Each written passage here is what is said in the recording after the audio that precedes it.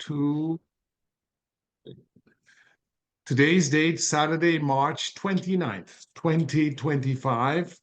And we have a treat today for those who are interested in Caribbean history, in particular the history of the island of Dominica, and those who have left our shores to go on to do great things. And we have one of our great daughters of the Caribbean, Dr. Dorothy Wills Green, born in Dominica a few years ago.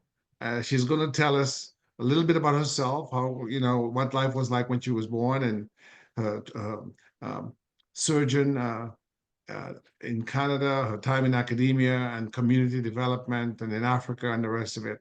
Welcome, Dr. Green. How are you? I'm fine, thank you. Right before you started, Dr. Green, I had occasion to go online and I found this beautiful picture of someone that I believe I know. Can you tell me who that person is and why is she decked out in regal academic wear? I recognize the person as Dorothy Wills, and I'm wearing academic wear because it's probably a graduation ceremony at Place des Arts. Okay. Was that the college where you worked? Yes, I worked at Vanier College in Montreal for Okay. 30-something years. You were employed there as a professor or an administrator? I was the Dean of the Faculty of Applied Technologies. There were 12 technology programs in my faculty, and there were 2,500 students, 355 teachers, and we offered technical programs for those students who were not going on to university, although some of our graduates did go on to university and get higher degrees.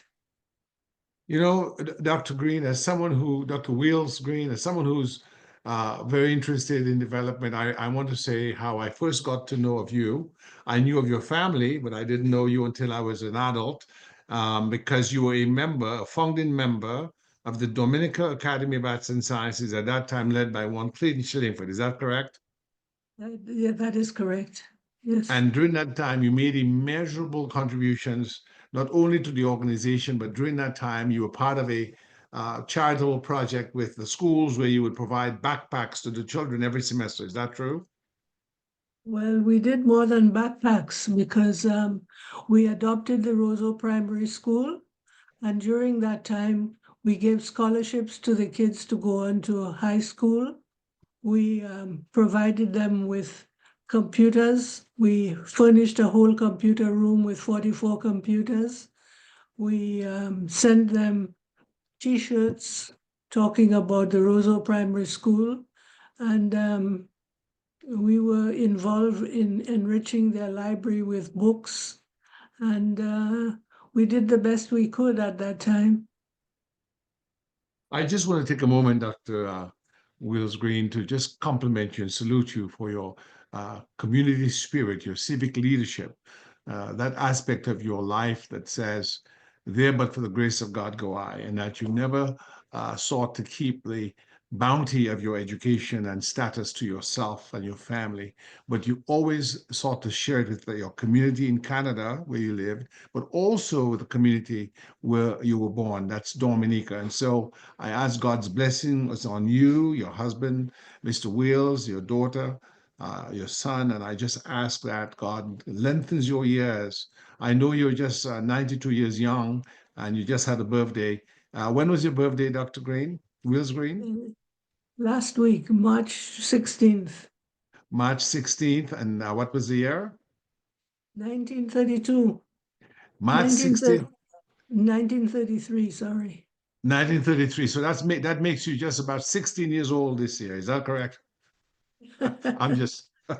I'm poor in mathematics. I know you're better off than I am because you were dean of a technology school. So that puts you right there at 92 blessed years. Congratulations. Thank you. So you were born on March 16th. I'm going to take down the photograph so we can have a full screen.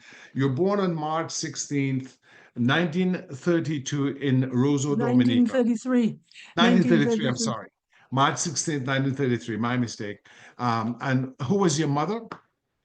My mother was a woman called Edith Lucas, who was born in Trinidad but came to live in Dominica with her family. Outstanding. And where were you born? Were you born in the countryside or were you born in Roseau? I was born at Ballow Town, which is a suburb of Roseau, I would call it, a poor Yes. suburb. Yes.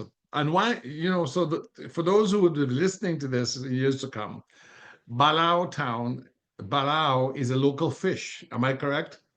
Yes, the fishermen would catch ballyhoos and Yes. sell them on the side of the road.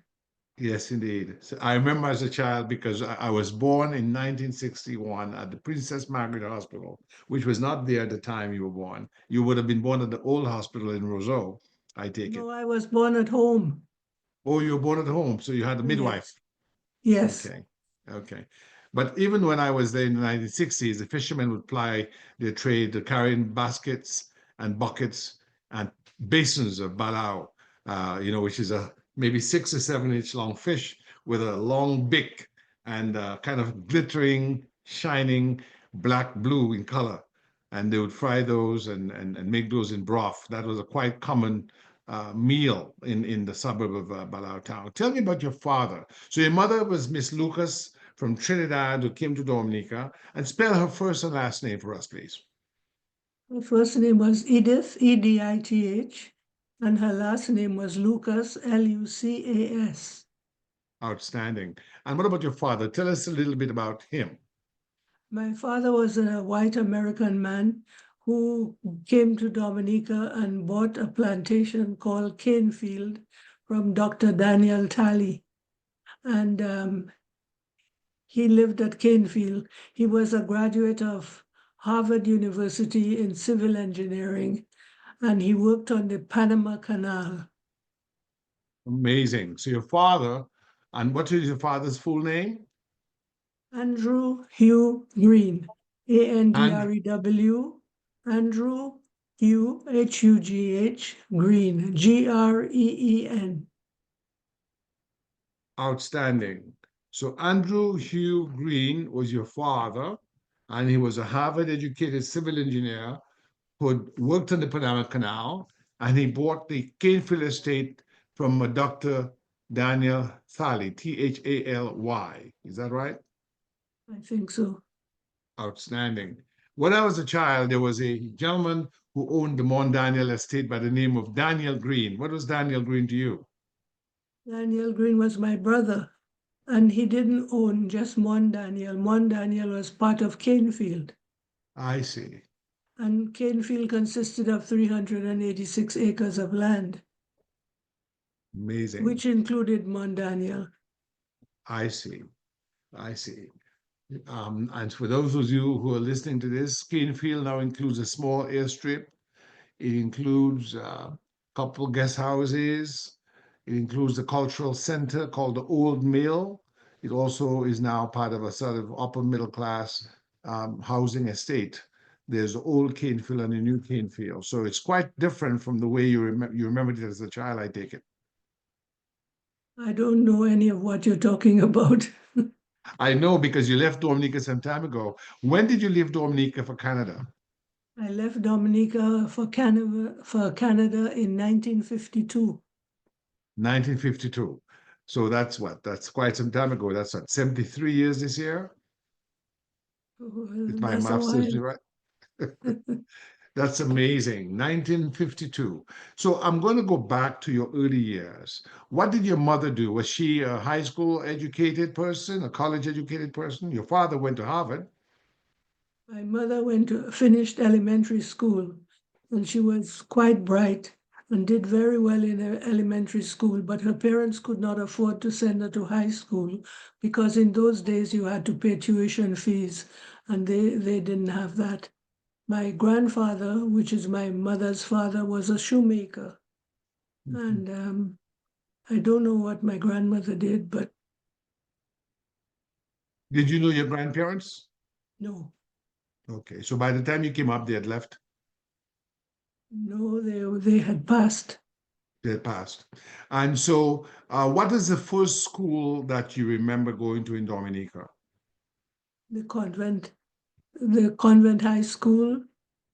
We went to Montessori, and then I finished there in Form 4 and went to boarding school in Grenada, finished with Grenada, and then my mother took sick with breast cancer. I left school to take care of her, and after she died, the nuns in Grenada made arrangements with the nuns in Halifax for me to go to Mount Saint Vincent University, and I did. And that's why I left Dominica in 1952. And I graduated from Mount Saint Vincent in 1956 with a BSc honors. Outstanding. And the BSc honors was in what area of study? It was secretarial studies. In those days, education was very gender biased. Is that correct? There weren't many Yes, women in science and engineering. no. And the good nuns took care of that by creating programs at their university because it was the only women's university in Canada, bar none, at the time. Amazing. And it was run by the Roman Catholic nuns, Yes, they were the Sisters of Charity. the Sisters of Charity. As a matter of fact, the convent high school that you attended in Dominica, I believe, is on record as the oldest high school in Dominica, started in the 1850s, I believe. It is also run by the Roman Catholic Church nuns. Do you remember the nuns in Dominica? Yes, I do, but they were Belgian nuns. The nuns in Canada were American nuns. I see. They were not Canadians, they were Americans. They were North Americans. Yes, yes, North Canada is America. part of North America. Of course, of course. And so then what can you tell us about the nuns in Canada? I mean, sorry, in Dominica, who you knew as a child? They were very strict and they had all their rules and regulations, and we wore uniforms and we had inspection on every now and then at school. They had to look at our fingernails to make sure they were cut and they were clean. And they had all kinds of punishments up their sleeve for those who defied their rules, uh, starting with kneeling at the front of the class in the corner and having to write lines after school. I must not talk in class. And but we learned quite a bit from them, and they were strict with their education. And the grounding you got from them, you never forgot and you never lost. We had a class called penmanship, and to this day at 92, people are still complimenting me on my handwriting. But that's because we had a whole course called penmanship, and we had a book called our penmanship book, where we wrote whatever the nuns wrote on the board. We had to write it for the length of the page, like manners maketh man. Silence is golden, and all kinds of sayings like that we had in our penmanship book. Because in addition to learning how to write, there were some little moral instructions tucked in the lines that we wrote. Give me some examples of those moral instructions, Dr. Wills Green. Well, manners maketh man. I mean, you, you are judged by the way you behave, the way you act, the way you deal with other people. Silence is golden. You don't talk unnecessarily. There were more. Birds of Those a two feather, birds of a feather flock together. Um, make hay, while the sun shines, waste not, want not. stitch in time, I don't know that one. a stitch in time. Saves nine. I knew you would know it. I was speaking to a Caribbean journalist this morning, and we were commenting on the deterioration in character formation in many of our islands. And I said to him, and it's maybe not the whole story, but part of the story is there was a very high focus, an intense focus on those sort of value engineering principles that we just kind of recited. You know, they gave it to us as these sayings, you know, these terms, I might say. But I remember them now more than 50 years later, you more than almost 75 years later. We what importance as an educator, what importance do you think was such value engineering? But that was a form of indoctrination, really. Um, but it wasn't just penmanship. We wrote those sayings and we had to write them about 15, 20 times in one page. And then you almost never forgot them. And at the most crucial and critical times of your life, you remember them and you remember what they meant to you in those days. And so many of the people who went to the Convent High School didn't go on to higher education abroad because either their parents couldn't afford it or for whatever reason. But they had these principles and these values inculcated into their being that they lived it. I am my brother's keeper. That was another one. Um, Honesty. it's the best policy. Amen. I mean, you're right now, Dr. Wheels, you're batting 100%. So that But sounds like I see that you know them too. You probably had the same background with at the grammar school that we had at the convent. earlier than the grammar school. I believe we started learning those things at the Roseau Mixed Infant School in on Cork Street. And then, of course, it was reinforced later on at high school. I'm not sure whether this was from Longfellow or Thoreau. The heights attained by great men, reached and kept. Would not attain by sudden flight, but they while their companions slept came toiling onward through the night. Amen, Dr. Wales. It seems to me I may not have gone to the convent, but it seems to But we you went to the were same school. probably taught by people who were taught by the convent, because there Yes, was a convent primary school, which they called Mother Borgia's school. And Mother yes. Borgia was very, very strict. And she taught those kids with all her heart and soul. And they believed in her and she believed in them. And she let them know that the heights that great men reached and kept were not attained by sudden flight, but they, while their companions slept, came toiling onward through the night. I don't know how many times in my life I've recalled that. Oh, And another thing that we learned was when you're going to do something and you're in doubt, ask yourself, what would Jesus do? And then you get the answer.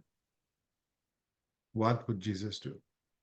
I mean, that's a pretty straightforward set of yardstick by which to live one's life, you know? I mean, I don't think one can go wrong, you know? And then we also had this discipline, this training uh, to be on time, to be always neat and clean, to wear your uniform with great pride, to and to follow instructions.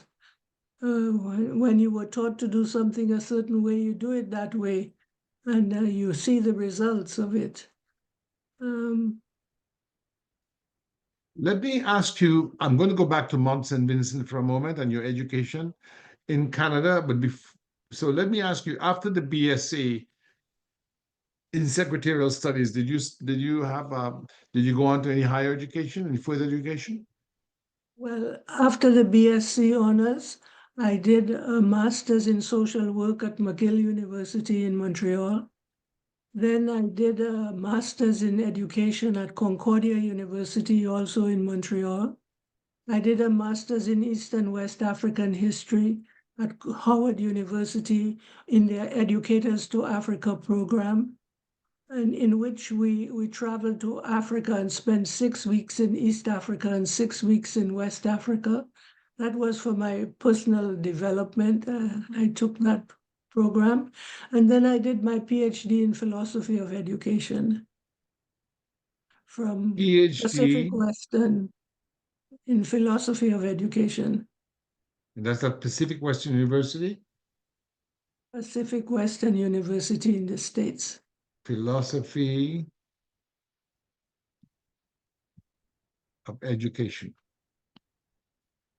So you have the BS in Secretarial Studies honors from Mount Saint Vincent University, MS, a master's in education from McGill University. No. A master's in social work from Oh, McGill social University. welfare. Social welfare. No, social work. Welfare. Social work. No, Social social work. work. Social work at McGill. A master's in education from Concordia. Yes. A And, master's and, in and it was more specific than simply education. They specialize in the way adults learn, called andragogy. oh my goodness, I've learned something new this afternoon. Andragogy. How do you spell that? Andragogy. Andragogy. Andragogy. The way It's the how adults method by learn. which adults learn. The method by which adults learn is called andragogy. Amazing. And we advocate learning over the life cycle so that you don't rest on your 1 minute, 1 minute, laurels. 1 minute, 1 minute.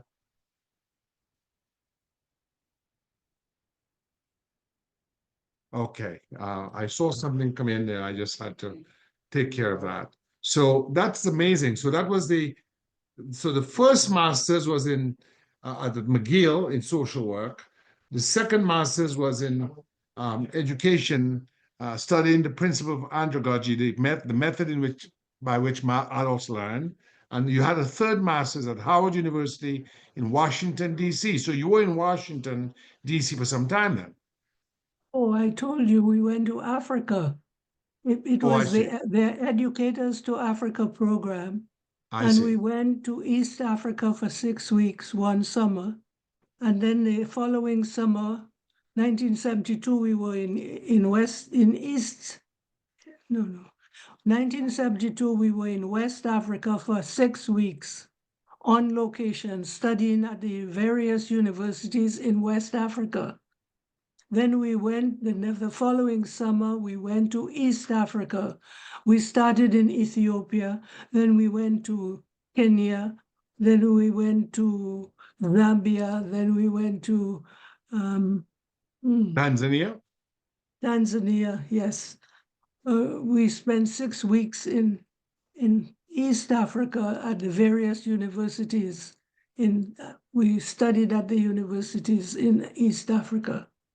And all of that was under the auspices of the Howard University Master's Program in African Studies. And it was called the Educators to Africa program. Educators to Africa Program. Outstanding. What countries in West Africa did you visit during that time?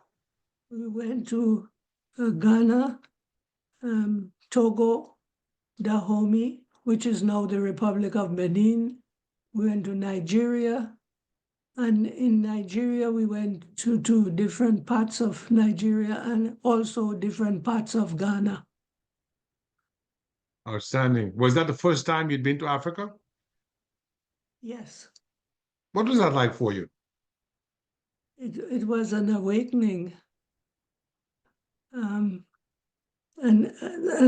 actually, I did that program because I'm Black and I knew all about the history of the different parts of the world, geography of different parts of the world, but we never studied Africa in particular. And I thought since I was of African descent, I should know some more about it. So that's why I took that particular program for my own benefit, because that was not Outstanding. helping me in my teaching or in my capacity as the Dean of the Faculty of Applied Technology.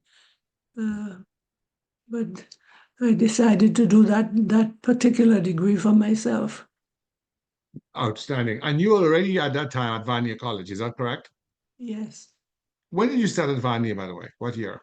1971, Mhm. And when did you end your tenure there? 2000. 1971 to 2000. quite a run there, Doctor. Quite a run. Amazing, amazing. Let me ask this question about your early days in Balau Town. What was life like? What do you remember about Balau Town? Give us, if you could paint a picture in the minds of those who will listen to this wonderful interview. Do that for us, please. Balahutong was not one of the blessed suburbs of Roseau. It was one of the poor cousins of Roseau. And to this day, some people are embarrassed to say they come from Balahutong. But I insisted that they put in my passport I was born at Balahutong so that I know my roots and I never forget them. Because Balahutong was a lovely place to be. People looked after each other, people cared about each other, and we lived like a family. The family that lived next door to us, they had several children, and some were in my age group. So they became like a family to me. They were Rita Romaine, Mavis Romaine, Celestine, and their older brother was Cecil. And we lived very well. And across the street from us was Miss May Butler. And Miss May Butler, I begged my mother to let her be my godmother at confirmation when I made my first communion, because I just loved her. She was just such a sweetheart. She sewed for everybody at Balotong, and if you could pay her, fine. If you couldn't pay her, it was just as fine, and the clothes were made just as well. I would run away from my house and go and see Auntie May and live at Auntie May's house. And Auntie May would give me all of her goodies. She would share her goodies with me. It was a nice place to be. And I have fond memories of growing up at Balotong.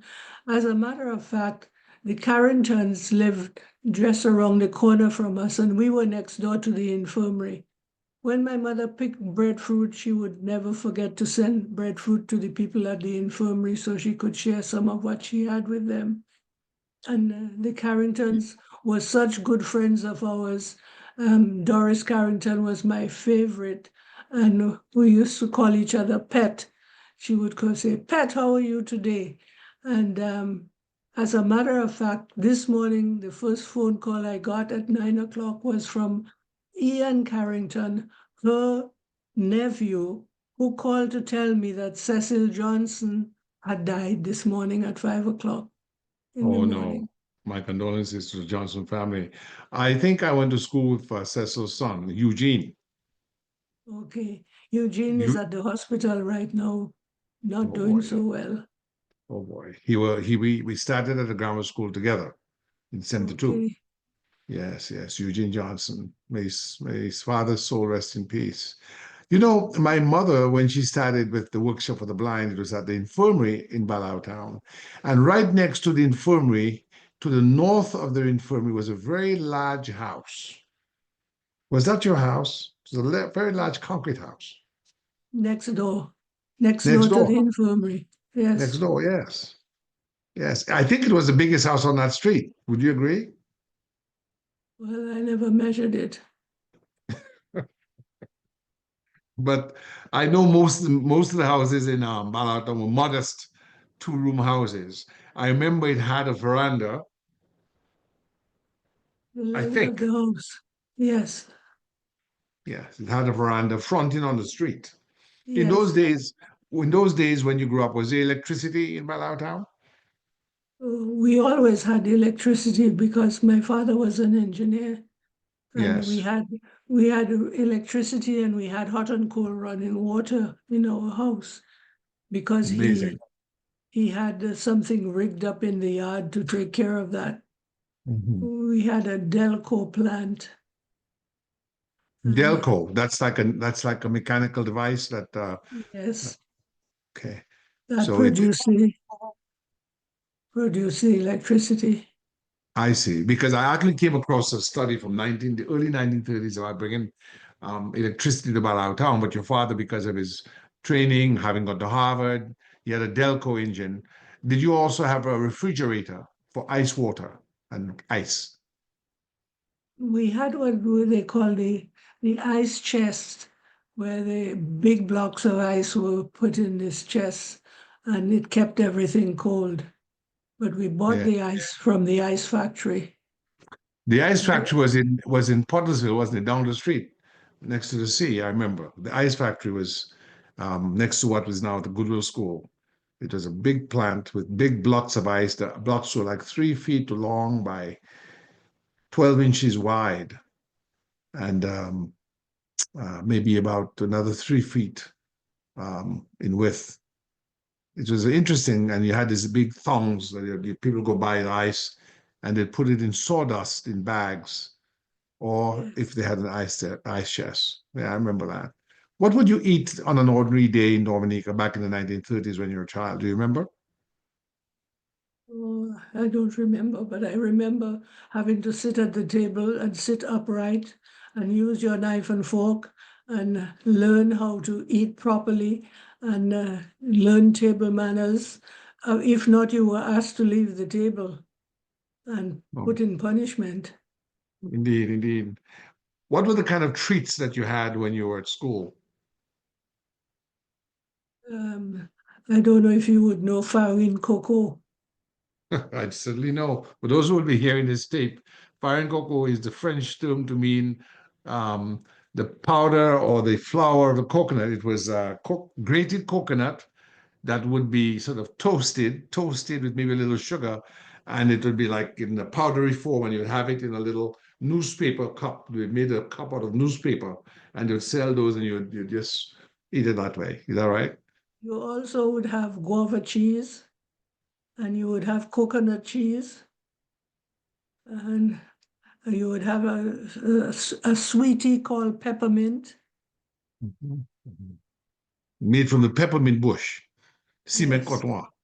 Yes, yes, yes. See, And there was a man who would go around with his block of ice and he would sell shave ice. shave ice, He and would and shave the ice and put it in a plastic cup and pour some syrup over it. And you had a choice of lime syrup or um, coconut syrup, or there was a red one, and I forget what the red one was called. maybe cherry or something. Would be. Indeed. Did you have cinema in those days? Did you have a cinema in town? Did you go to the Yeah, the movies? cinema was across the river. And you could hear them reacting to whatever film they were watching from our house on the Ama- other side of the river. They would be saying, shouting in either approval or disapproval. Yes, yes. So they were that loud, you could actually hear from that distance. That's right. When I was a child and we went to the Carib cinema, people would shout "he gas" whenever there was a fight. He Yes, gas. yes. Yes, yes, yes. But the cinema that I'm talking about predates the Carib cinema. I understand. That was It, maybe and it before. was the only cinema in Dominica. And Amazing. there were sections to it. Tell us about Some that. was called the pit, and then there was the circle, and there was the dress circle. Wow. So you had Pitt. Who went to Pitt, Dr. Wills? The average run-of-the-mill person, Okay. How much was it? Do you remember? 2 pence or 6 pence, depends on where you were sitting. Mhm. And so you had Pitt and then you had Circle. What kind of people go to Circle? Oh, I don't know. People who thought they should be in circle, I don't know. And what about Dress Circle? Well, that's even more highfalutin. So I don't know I don't know those people. Yes, indeed. And then was that it? Was there a station above a Dress Circle? No. Okay. So it was The Pitt. dress circle was upstairs. I see. It was way down like a subfloor. Then there Mhm. was a circle on the next floor. And then there was the upstairs where there was the dress called the dress circle. Amazing. Amazing. And how would people dress to go to the movies? I have no idea because I was not allowed to go. Okay. So before you left Dominica, did you ever attend the movies? No. Amazing. But you knew of it, of course. Oh, well, I could see it from my house. Okay. It was Okay. across the river, across the Gel Boucherie. And for those of you here in the state, the gel boucherie means the mouth of the river. Although boucherie in French means butcher shop, so I guess there must have been a butcher shop at the mouth of the river as well, because river is not boucherie. River is something else in French, rivière, something. But let me ask you this, Dr. Wills. Tell us about religion. Which church stood in dominion or in domination in Dominica in your youth? Well, the Catholic Church controlled all of Dominica. For a long time, I thought it was the only church until I grew up and found out there was an Anglican church and a Methodist church, and there was also an Adventist church. But I only knew about the Catholic Church, and I was christened in the Catholic Church in Roseau. I was also confirmed. I made First Communion and confirmed in the Catholic Church in Roseau. And I don't know why, because there is a Catholic church at Balotong. There always was. But my parents decided that they would send me to Roseau, and that's what they did. Well, for those of you who listen to this tape, the St. Alphonsus Catholic Church was right there on the Goodwill Savannah. Uh, I knew it. I went there as a child. But the Roseau Cathedral, which is the largest Catholic church in Dominica of my day, and still, I think it's under construction as of 2025, was the cathedral. So it was the most commodious and most exalted and well put together of the many Catholic churches. So I guess if you wanted to be at the creme de la creme, you go to the cathedral. So you were christened and confirmed and made your foot and your confirmation. Christened, first communion, and confirmation at the cathedral. Yes. Because the cathedral was, I guess, down the street from the Convent High School as well. Yes, it was in Virgin Lane. Yes, indeed. Virgin Lane. Speaks for itself. Let me ask you about My godparents at baptism was Philip and Norma Roll, the Roll family who owned the store near the market in Dominica. Yes, yes. The Roll family, for those who will be listening, is a plantation owning family of French descent, French Dominican descent. I know the Rolls. Some of them went to school with me when I was at sixth form. Let me ask you about communal festivals. Of course, the biggest communal festival in Dominica is Carnival. What was Carnival like from what you can remember? Oh, Carnival was something else. It was a wonderful festival, which we defined as the season of rejoicing before Lent, because once Lent came, all of that had to fall by the wayside. But before Lent, we would have practicing in the various corners of Dominica. The various bands would be practicing and getting ready to come and jump up in the streets of Roseau. In those days, we wore masks, and many people wore the robe douillette, which is now the national dress of Dominica. And I was not allowed to participate in Carnival until I was about 12 or 15. My mother said it was a pagan festival and I had no part of it, but I was itching to participate, and she relented and let me go with Miss Flora Burton. Miss Flora Burton was her friend, and Miss Flora Burton pledged that she would take good care of me. So my mother allowed me to go to jump up with Miss Flora Burton. But Amazing. it was something that everybody looked forward to, and for weeks before Carnival, the various bands would be practicing and getting their costumes together and buying their face masks from Mr. Eli's shop in Lagon. Amazing. Amazing. Lago is a central spot in Roseau, the capital of Dominica. So for those who are listening, that's amazing history. And so you'll have mask. Did you have a costume the year you went? I got dressed up as a man, an Indian man. That's right. So the cowboy costume and the Indian costume, again, for those who will be listening, in my childhood, those two costumes are ubiquitous. Many people wore either that of a red Indian, that's what they called Native Americans, because in those days there were a lot of cowboy movies. So people would mimic in their costume wear on Carnival Day what they saw in the movies. So you had gladiators, Roman soldiers, cowboys, sailors, red Indians, um, what else? Crusaders, Vikings. So whatever people saw in the movies, they would soldiers from the war, they would replicate in their costume wear. Is that correct? And the rope costume. Yes. The rope costume was a sensei, which covered the whole body, made from sisal rope. And some of them would wash it in gasoline to get it to shine. And there was a fire. But that fire took place after you left for Canada. It took place in 63 and led to the death of Eric Shillingford, George James, and Eddie Martin. Eddie Martin. Um, and they banned that costume for some time. It's back now, but under strict guidance because it's very flammable. So you would see people with that rope costume, the sensei. But now they don't wear masks. Yes, yes, yes.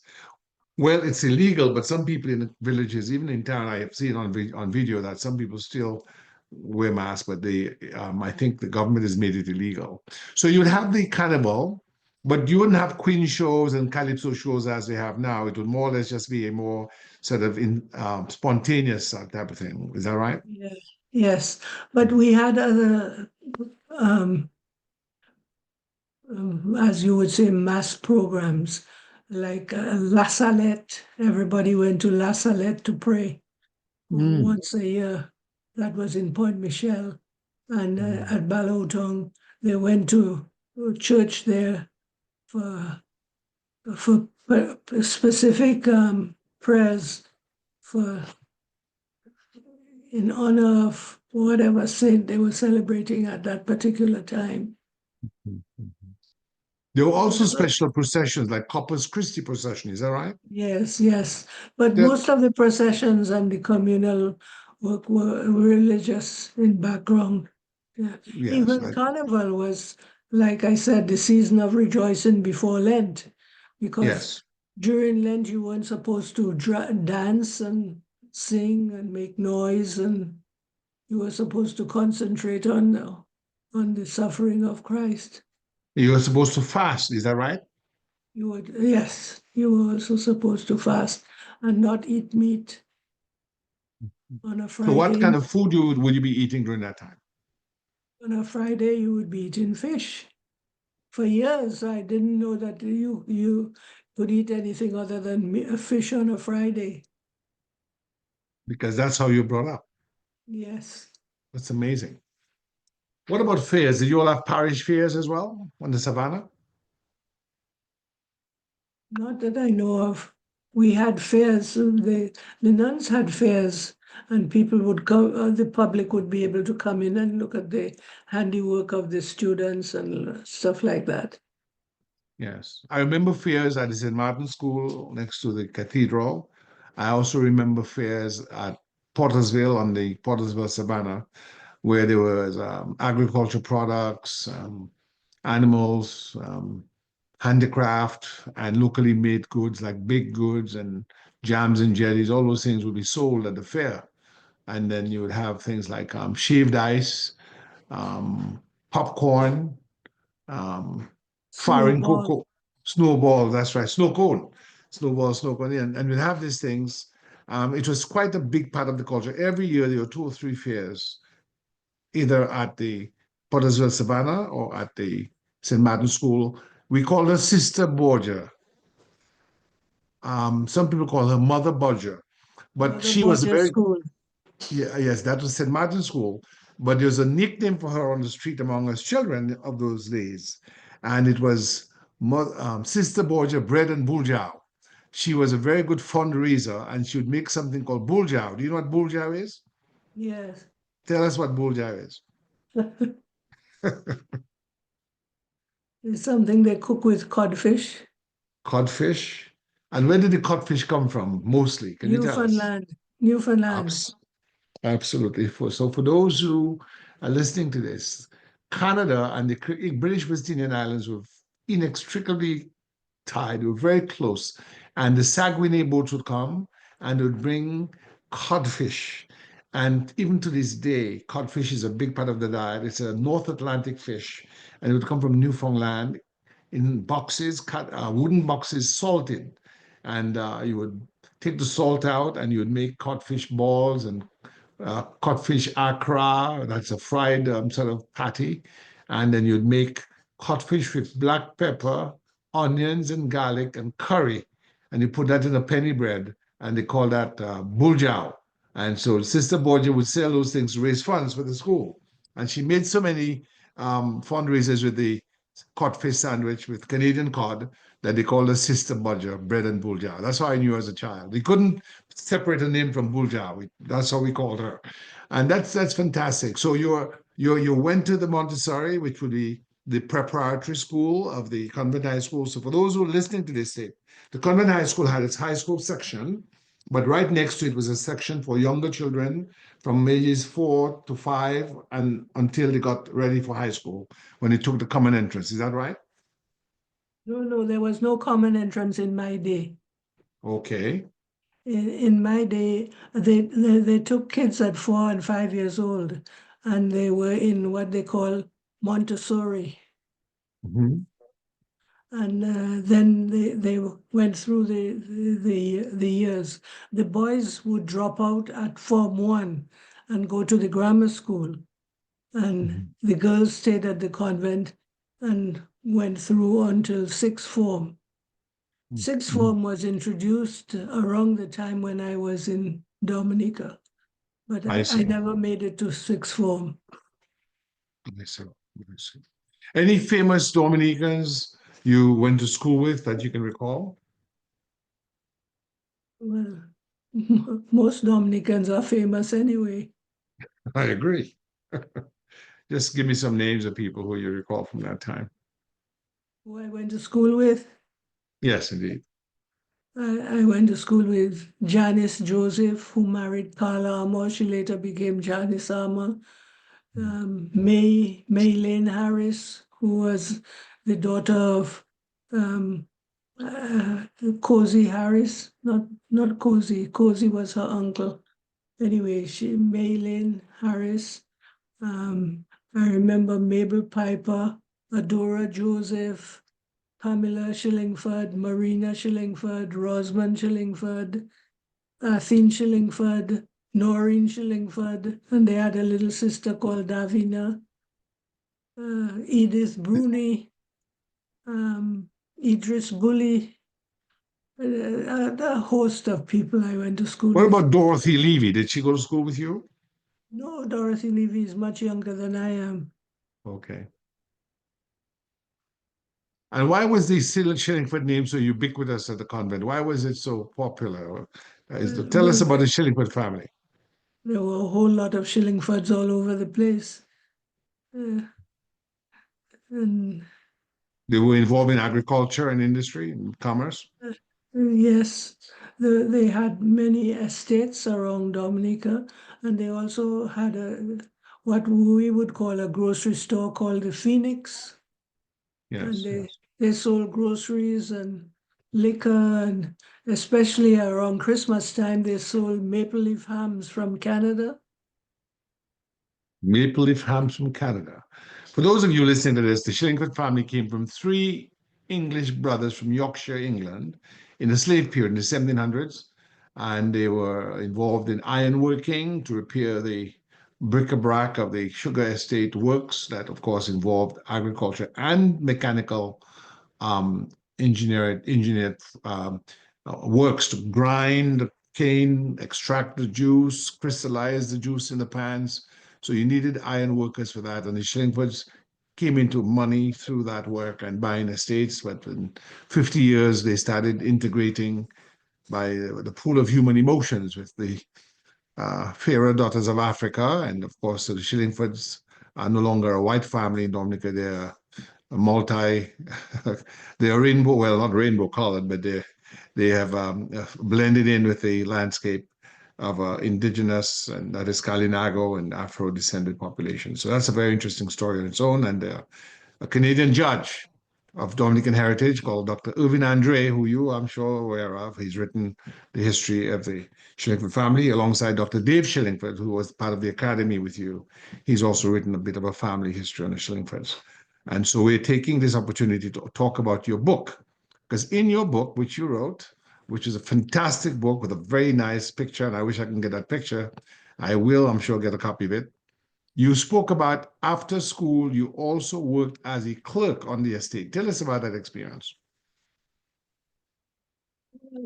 My work at Canefield Estate was short-lived because I'm not a good person to do that kind of work.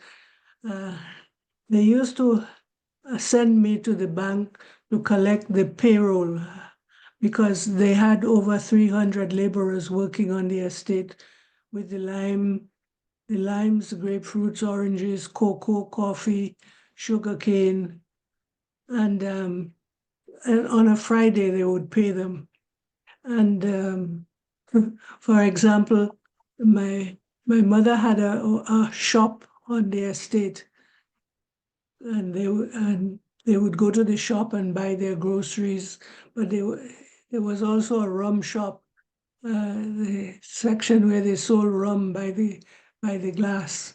So they would go there and they would take the rum, and then they would charge it to their account there, and they would send the account every Friday to the manager to deduct the money that they owed the store before they got paid. And I would watch a grown man and woman receive 3 or 4 shillings in cash because they deducted the majority of the pay for or in the rum shop or the grocery store on the plantation. And I didn't like that. I would take my money from my pocket and give this poor family something to take home because they were taking home 2 shillings and they had children. And what were they going to feed their children? They would go and take more groceries from the store and drink more rum from the store, and then the next week would be a repeat of that week where they only had 2 shillings. So it was short-lived. I didn't want to work there anymore. Because it was an offense to your Christian conscience? It upset me. I knew I was having everything I needed, and they certainly didn't have everything they needed. Can you describe, Dr. Wills, what kind of clothing they wore and if they had any shoes on their feet? Most of the time, they didn't have any shoes. And And their clothing, give us a they sense of that. wore denim dresses that was made by somebody who would call themselves a dressmaker. And But they were rough dresses. oh yes, and but they were poor, but they were happy people, and they were nice people, and they were always very, very good to me. They, I seem to like them, and they seem to know that I like them, and they like me. So Yes, we indeed. got along. We got along well, and I would play with their children, and we had a nice time together. But it was pitiful to see them get so little pay and have to work so hard in the hot sun because they were either collecting limes or cutting sugar cane or picking limes for shipment. And that was hard work under the hot sun. What did they eat? What did you see them eating if they had time for meals? If you ever went by them Oh, and they thought, always had time for meals, and I used to enjoy meals with them because they always cooked very nice, spicy food.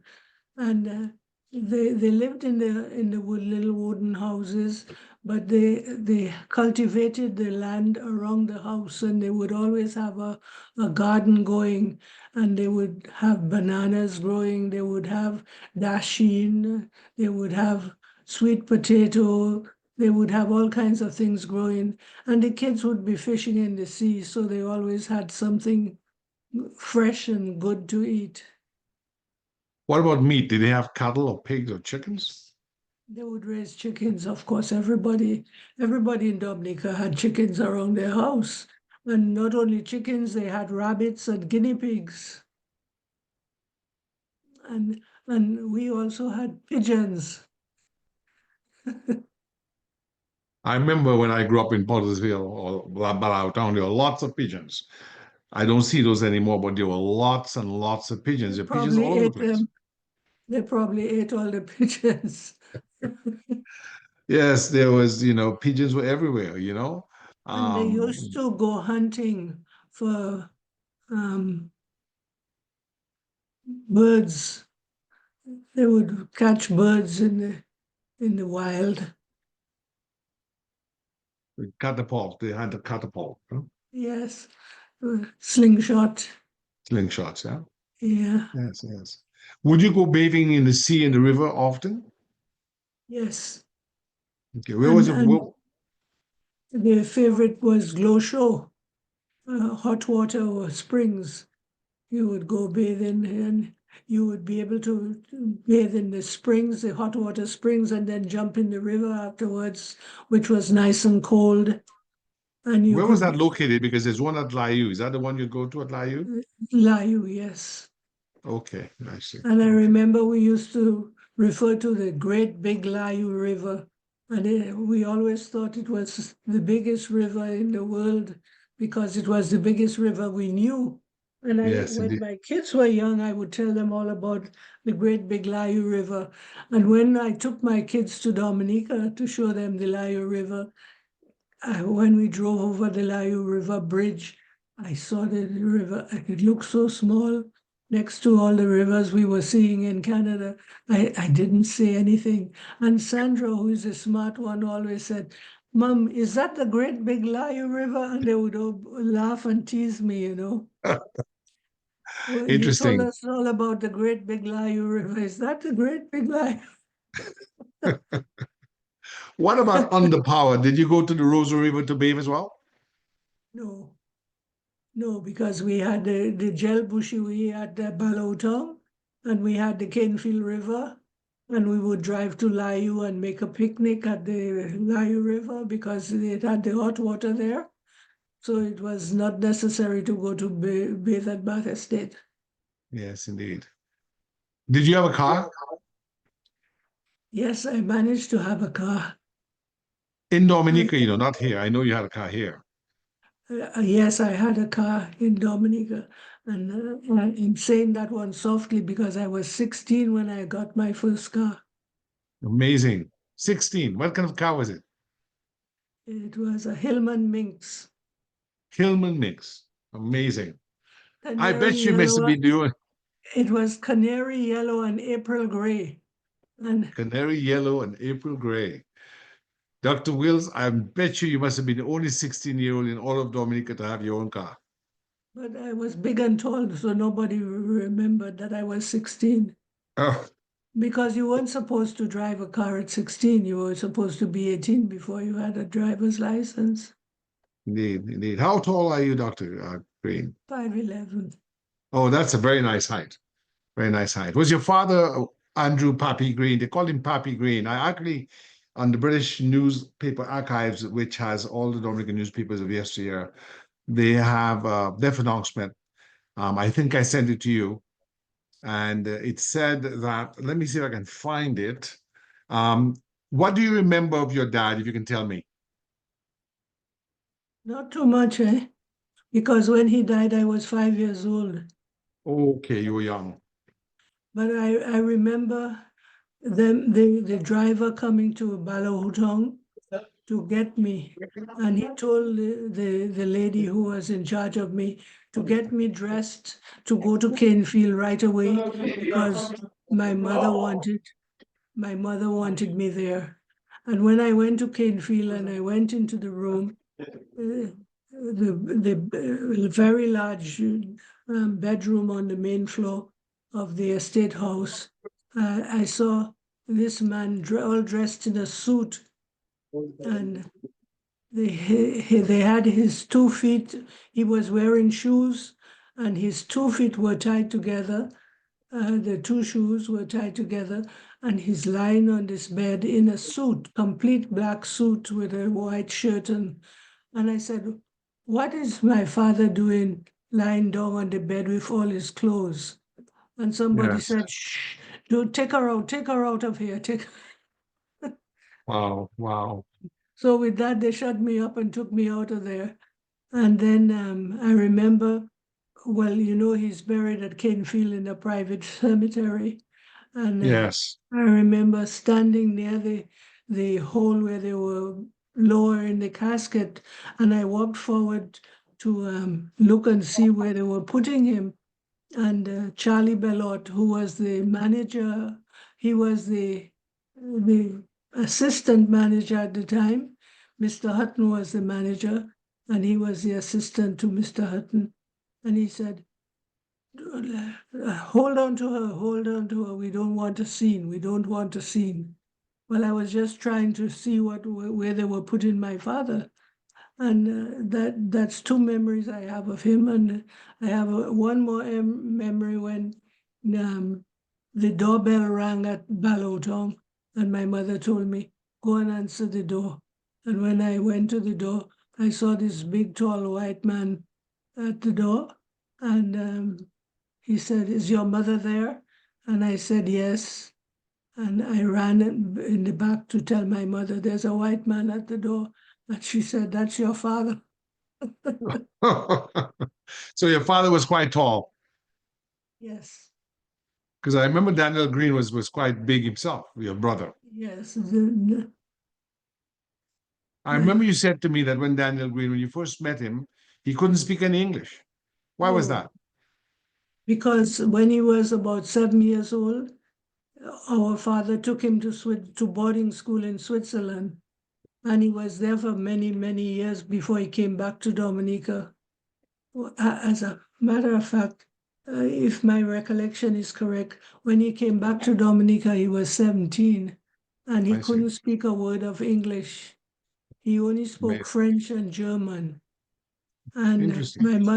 my mother took him to the Dominica Grammar School and enrolled him there so he could learn English.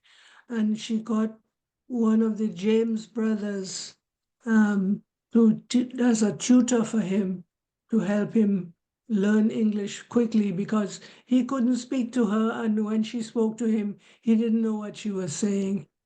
Mm, that was very difficult. So he came back after the war or before the war? Oh, I don't know about that. Okay. But do you remember the war?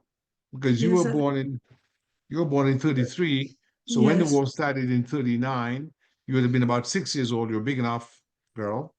Yes, I remember seeing white men marching under the Canefield cliffs. And I remember them going to Canefield and them giving them coconut water to drink. And they gave them a lot of limes and lemons and oranges to take with them. But that's about it. And I remember the rations. Food was rationed and all kinds of things were rationed. And you used to get contraband bread. People would make bread in their ovens at home, and then they would send a loaf of bread to a friend and in a basket all covered over because you didn't want people to see that you were smuggling bread around Mm. when flour was rationed, you know. The My Germans mother was torpedoing ships in the Caribbean. Yes, my mother would tell me, "Put on your nice dress or put on your clean dress and take this basket to Miss Aline and take this basket to Miss Albert and take this basket to Mrs. Royal and take this." So I would be a little courier at the time to So you're the bring. courier for the rationed bread. Yes. Amazing, amazing. But you had enough to eat at your house. Pardon? You had enough to eat at your home. Oh, always, always. And not only did we have enough, but she would make little baskets with food and take this to Miss May and ask her if she tell her don't make supper tonight. I'm sending supper for her. Indeed, Take this indeed, to Mrs. Allen Guy's mother. We used to call her Nenen. indeed, indeed. So, Dr. Green, one thing I've always noticed about you from the time we first met 20 some years ago, you always had a very humble manner about you, although you came from uh, high station in your father being, how many people had a parent who's a plantation owner who also went to Harvard? That's rare. And when I was a child, I thought that Daniel Green of Mont Daniel was related to the Greens who owned the Dominica dispensary. Then I found out it was a totally different No, family. Is that correct? no, we're not related. Yes, yes. Because the Green that you belong to is American, North American, as in US. Expatriate. Yes, Green. And the Greens in Roseau at the Dominica dispensary are going back to the early days of colonial rule, I think with mixed French and English antecedents. That's people like Cecilia Green, Dr. Richard Green, and those people. Let me ask you about the shops in Roseau at the time that you can remember. You've mentioned the Phoenix store. What are the stores you remember going to in Roseau? You remember going to Mr. Eli's shop in Lago, and Eli he was had was he a, was he a Lebanese? Eli, no, he was a Dominican. Dominican, okay, Yes, a but black Dominican. yes, but obviously mixed with something, and I don't know what. But Yes. Mr. Eli, I remember going to Red Store, which was a store where Mrs. mm, Mrs. Josephine Josephs sold was one of the clerks in that store, and Megan Wilson had a store in Dominica too, and my godmother worked there as a clerk in that store. And there was the Dupini store. Um, The uh, Tupidi was a white French Dominican plantation family as well. that's right. They had a dry goods store, but they also had a hardware store. Uh, and I briefly worked in their dry goods store because one of the Dupini ladies was my brown owl. I was one of her brownies, and So, hold on, Dr. Green, Dr. Wills Green, you were a brownie as well. I was a brownie and I was a guide, and then And I also got word from my mother. She said she remembers you in the Red Cross. yes, yes.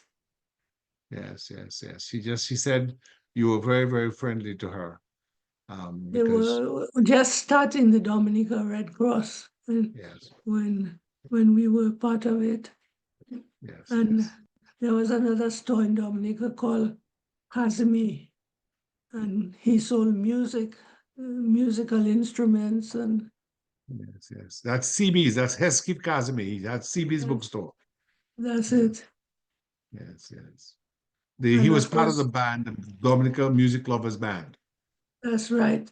And then there was Rolls store, Rolls, and Rolls had a department store with dry goods. They had a department store with as they would call it, uh, um, heavy equipment, and they had the oh the name escapes me. Like for want of a better word, I'd say they had a contract to represent certain companies in Dominica. I see. Um, Agency, the agency. Agency, that's the word I was looking for. Yes, yes. They, and they also owned the tobacco factory. Yeah. Tell me, what about the Roseau Public Library? What role did the Roseau Public Library play in your intellectual maturation? None. None. I never went there. Was there a particular reason?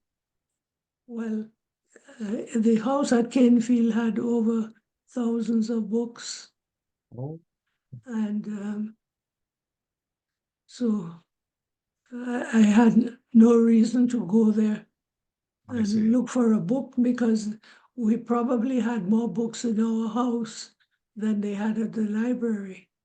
Amazing, But I amazing. remember the library fondly because the brownies used to meet in the yard of the library. Which was very So nicely decorated with trees and flowers, wasn't it? yes, and you could peep inside and look at the books in the library. And Okay. I remember when Rita was in the librarian at the time, I sent her many books for the library. When I was in Yes. Canada as an adult, I sent her books for the kids in the library. And you talk about Rita Riviere, who died last year. Yes. What was her maiden name, if you remember? Rita Romay, she lived next door to me in Oh, she Ballowtown. was your friend. She lived next door to you, Rita Romaine. Yes. She's she's a very R- good-looking person, Rita just like you. Romay.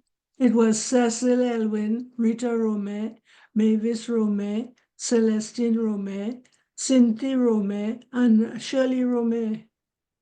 And they Yes, lived next yes, door. They were like family. yes, Mavis and Rita in particular were the sisters I never had. yeah. Very nice. Yes. Miss, I remember her as a child at the library. She was a librarian. And Romaine would be Romaine. Is that right? No, no, no E on the end. Okay. Romain. Yes. Okay. So we put the library aside. What about tell me about the brownies and the guides. Was that a very strong movement when you were a child? Yes. And I had to beg my mother to allow me to join them. Begged her until she relented. And so I was a brownie, and my brown owl was Joan Dupini. And I Hmm. remember she died very young because Hmm. she died while I was still a brownie. And Oh. my mother dressed me up and sent me to see the Dupinis to say, to offer condolences. And when I got there, I was tongue-tied. I couldn't say one word. Hmm. Amazing. I was tell my friend Jackie Upini that story. Maybe it would have been an aunt of hers. She died in an accident or something? No, I don't know what she died of, but she died quite young. And she Hmm. had a sister named Helen Dupini and a brother named Peter Dupini and another brother named Clem. I see. I see. And then you graduated from being a brownie to being a girl guide. That's right. Mhm. Tell us the kind of things you all did. Did you all parade during Empire Day parade? Oh, of course. Any songs you remember that you sang? No, I don't remember. Oh, Mm. Land of Hope and Glory, Mother of the Free, how shall we extol thee? Land of Uh, hope and glory, mother of the free, how shall we extol thee? Amazing. What about the Botanic Gardens? Did you parade to the Botanic Gardens or that's visit? that's where we went for the parade, and you were not allowed to talk during the time when you were dressed in your uniform and in formation. You couldn't talk and you couldn't move. You had to be at attention at all times. Yeah. And then the parade with the administrator or the governor would be whoever it would be take the parade. The governor would take the salute. And Yes, indeed. it was not just the convent. The convent would have a contingent, the guides would have a contingent, the brownies had a contingent, the grammar school had a contingent, Mother Borgia School had a contingent, and the Roseau Mixed School, the Roseau Boys School, the Roseau Girls School, all the schools were on parade and in their uniforms. How did you feel in that time? I remember it has been exciting in my time. Was it the same in yours? feel very proud.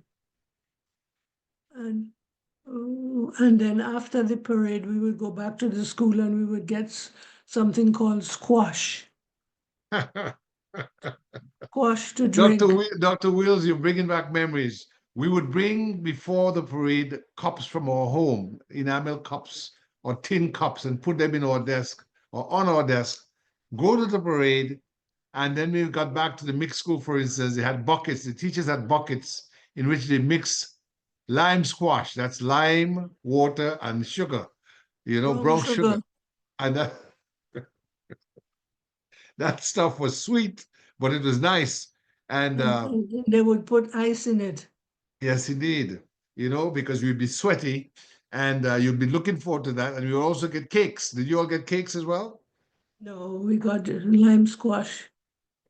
That was it? That was it. But you all were doing very poorly, man. In our time, we had lime squash, sometimes Coca-Cola and Fanta and cherry juicy, Oh and we had no. cakes from Eric's Bakery. Oh no, well, there was no Eric's Bakery in my time, eh? Yes, yes, yes, yes, yes. Um, did they have Coca-Cola when you grew up? No. Did they have any soft drink factory? They had some kind of a soft drink, but we weren't allowed to drink that. Hmm, interesting. So what was your main sort of beverage when you wanted to slake your thirst? Was squash. They Tell they me how made you made your squash. they made squash, but it was with lime. You could have lime squash or grapefruit squash or orange squash, and you made it with white sugar, and you put soda water in it Hmm, and ice. So amazing. it made it sparkling. Hmm. Well, what we at our home would make, so white sugar was more expensive than brown sugar, but we'd make lime squash primarily. We made grapefruit on occasion, but primarily lime squash.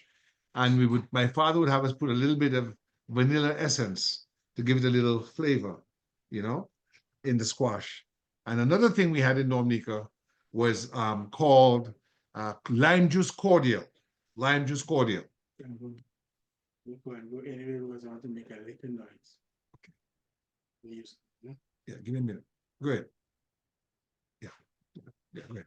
So we are now getting ready for you to go to Canada. How did you get to go to Canada? I think you went there twice, once on vacation and once to study. Is that correct?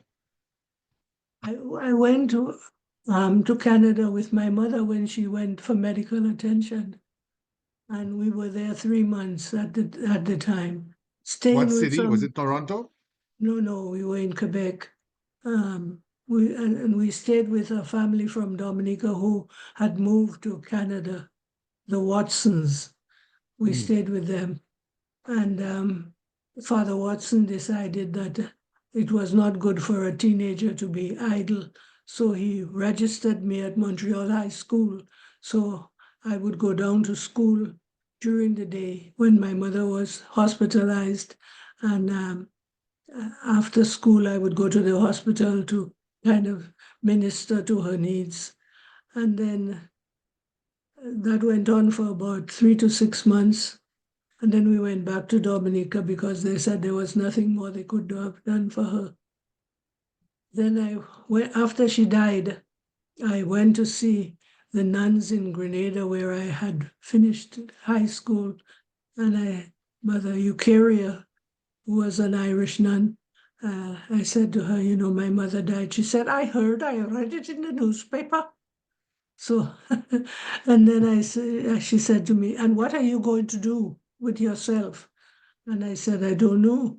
He said, with your brains, you take yourself to the university, and with your inheritance, you should have no trouble paying.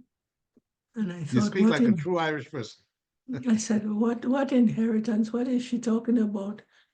So I said, Mother Eucharia, what university and what would I study? She says, oh my God. Oh, I'll take care of it and I'll let you know. I will phone you, okay? Next thing I know, Mm, I got a telegram from Canada saying, second semester begins next week.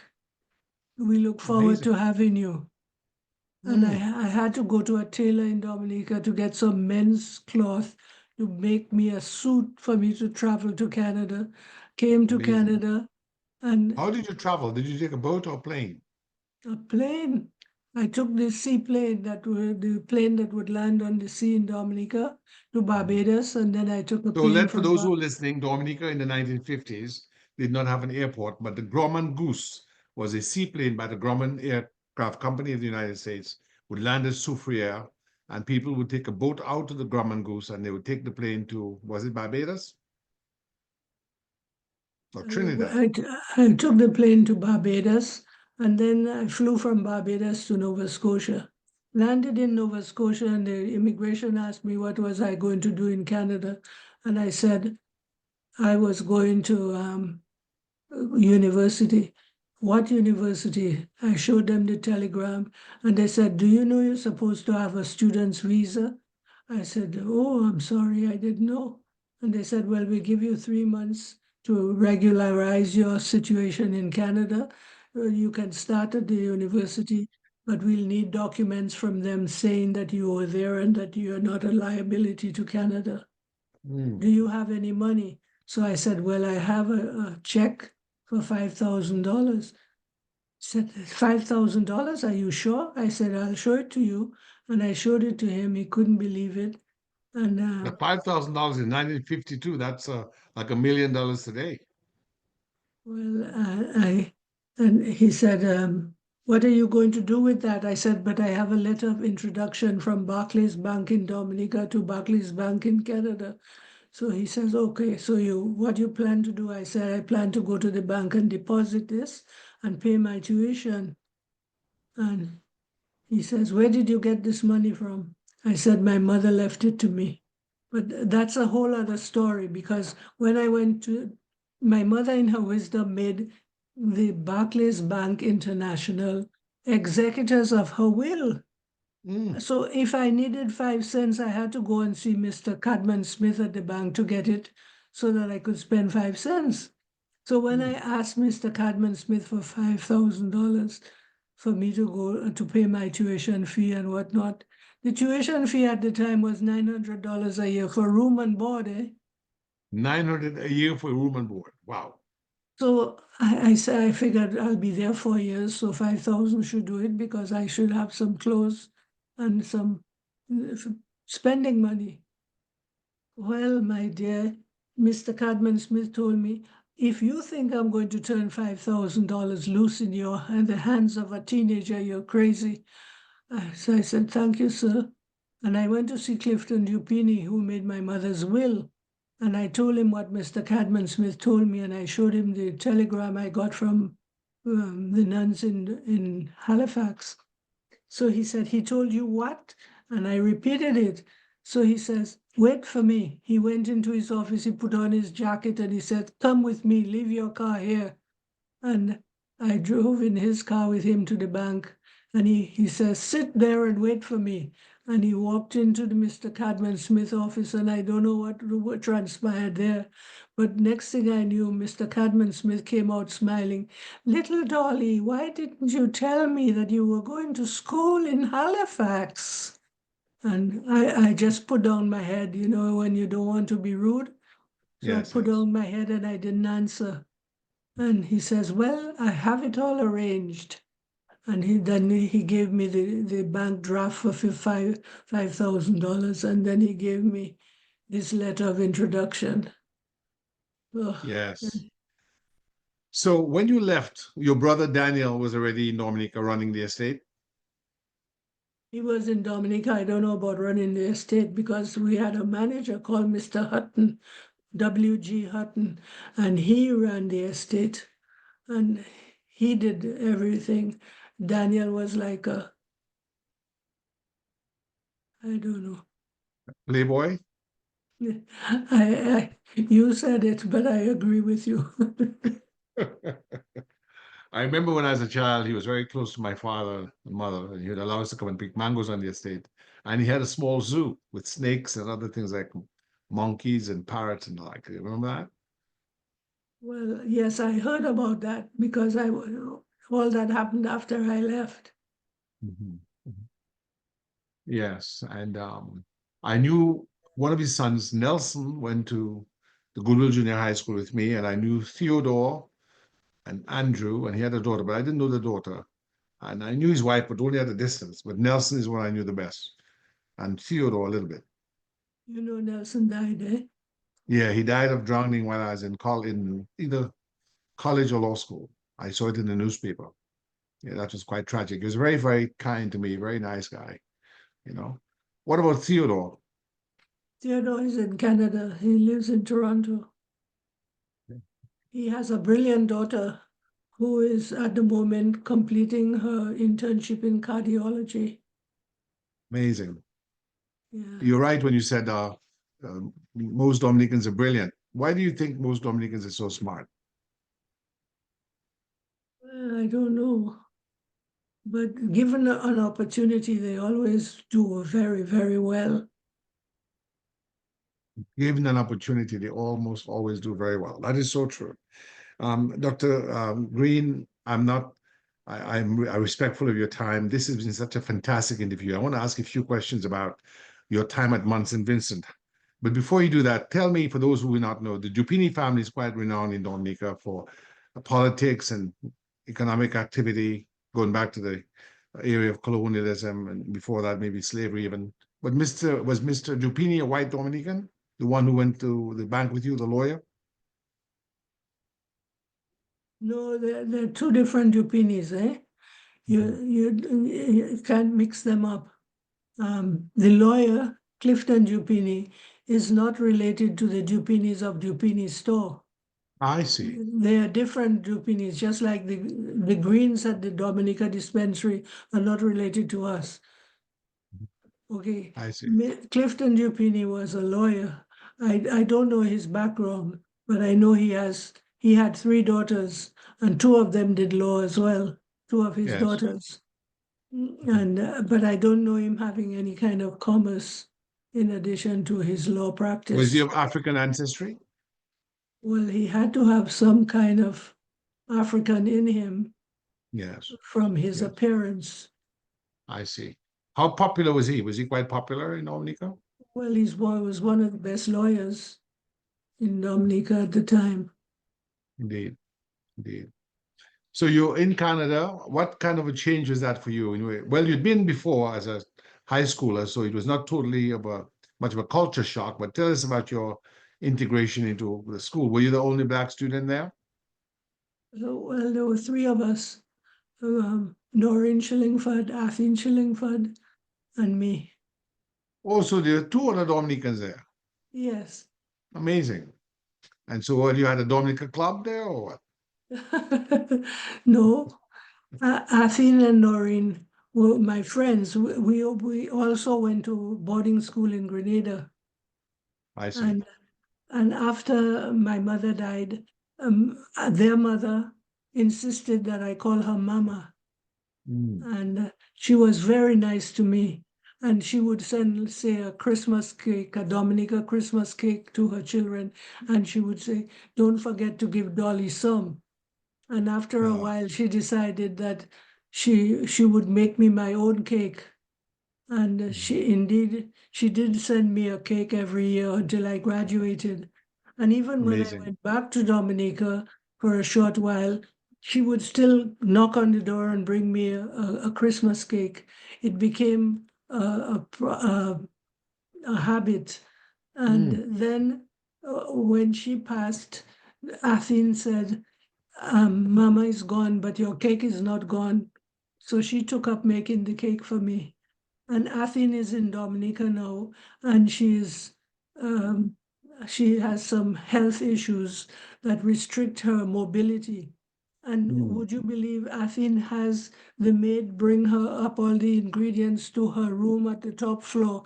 She mixes the cake and gives it to her to go and put in the oven on the main floor. And she still makes the cake and Amazing. sends the cake to me All the way to Canada. all the way to Canada. Amazing. That's amazing friendship and such a joyful thing to hear, about relationships. So did they do secretarial science just like you did? No, Noreen did home economics, and Athene did nursing. And she I was see. one of the first university-trained nurses in Canada, because Amazing. it was the first time the university took over the nurses training. So they got not only an RN, but they got a Bachelor of Nursing degree. Amazing. And Athene worked as a nurse at St. Mary's Hospital, and in less than a year, she was made the head nurse on her floor Amazing. And was that in the Quebec area or in Toronto? in Quebec. In Quebec. Quebec. So So, there was a Dominican community in Quebec. oh, there still is. Mhm. Yes, interesting. You know, you hear about Toronto much more than you hear about Quebec. But I guess because Dominica has this French background as well, why do you think there was a Dominican community in Quebec? Oh, I don't know. No special reason. Well, the boats came from there anyway. The Saguenay came from there. The And Saguenay boats. when there are a lot of Dominicans in Quebec. We actually had a Dominican society at one point, Mhm. and Interesting. So you graduate, you go back home for a bit. How long did you stay? 3 years, about 3 years, I worked for the government of Dominica. You worked for the administrator, Lindo, Earl Lawrence Lindo of Jamaica. Henry Lawrence Lindo, Henry Lawrence H.L. Lindo, Lindo, H.L. yes. Lindo, after whom Lindo Park is named in Roseau, in Goodwill. What kind of person was he? Can you describe him? He was Jamaican. He was a Jamaican, and he was very abrupt. I remember once they had a hearing into the banana industry, and I was taking all the shorthand notes all day long, and I had to transcribe them in the evening for the next day's session. And then the next day, after it was over, he wanted me to do legislative council meeting notes again. So I told him, I said, I really can't push myself any further because I've just done 3 days, full days with the banana industry, and now you want me to do the legislative council. He looked at me, he stood up straight as an arrow, and he says, anyone at their best would not be as good as you would be at your worst. So carry on. Oh my goodness. And he walked out the door. Well, he said the wrong thing to me because I put my resignation in the typewriter for him. Oh, you did that right away. Oh, yes. I just went home and went to bed. Oh, I mean, 3 days work. And then, of course, anyone at their worst. How did he say it? Anyone at Anyone their at their worst. best. Anyone at their best could not be as good as you at your worst. Well, that was a backhand compliment, wasn't it? Kind of. Kind of. I guess he wanted to butter you up a little bit so you could get some extra work from you. No, but it's not a question of extra work. It's a question of taking shorthand all day long for 3 days and Yeah. typing half the night so that you could have a verbal reproduction of what transpired the previous day for the Mhm. commissioners. That's not fun, Yes, yes. And it's not a 9 to 5 job. It's you start at 9 when they start, and they go at 5, and then you go and start to transcribe at 5 till maybe 10, 11 at night. Indeed. Indeed. And after 3 days of that, he wants me to do LegCo meeting. And LegCo meeting could go on, and they just ramble on. And you have to take every word that they say, Mhm. And Yes. he told me himself that there was a lady who used to do it before me, but they couldn't get a transcript out of her for under 3 months. It Oh, would take her that long to transcribe what she had taken. mm, And I would give it to them the next day. yes. So I guess your efficiency spoiled them. They came to expect superhuman effort from you. Anyway, Yes. Well, anyway, so much for that. So you put in your resignation, and what next? What happened next? I went to work for Geist Industries, but I was waiting for my visa to go to, not my visa, for my reception at McGill to go back to Canada to do my So you had applied to master's. McGill by that time. Yeah. And for those who don't know, McGill is a Harvard of Canada. It's the most prominent university, is it not?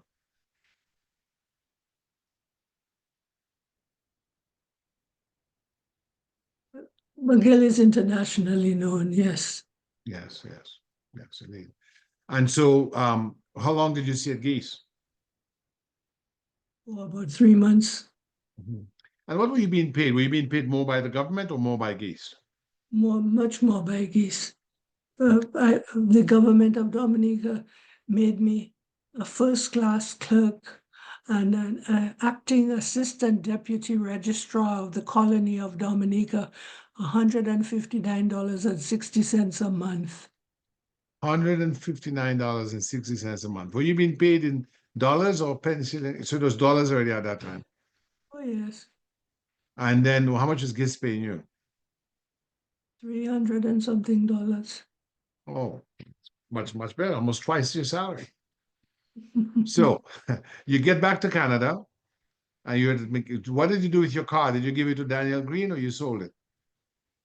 I left the car at the house, and Daniel sold it while I was away. I see.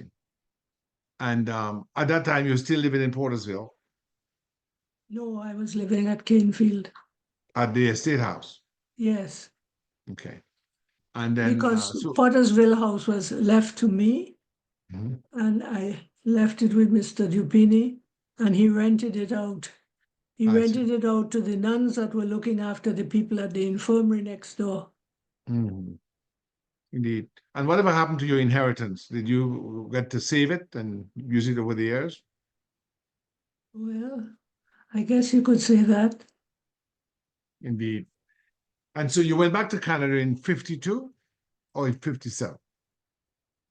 No, I went to Canada the first time in 52.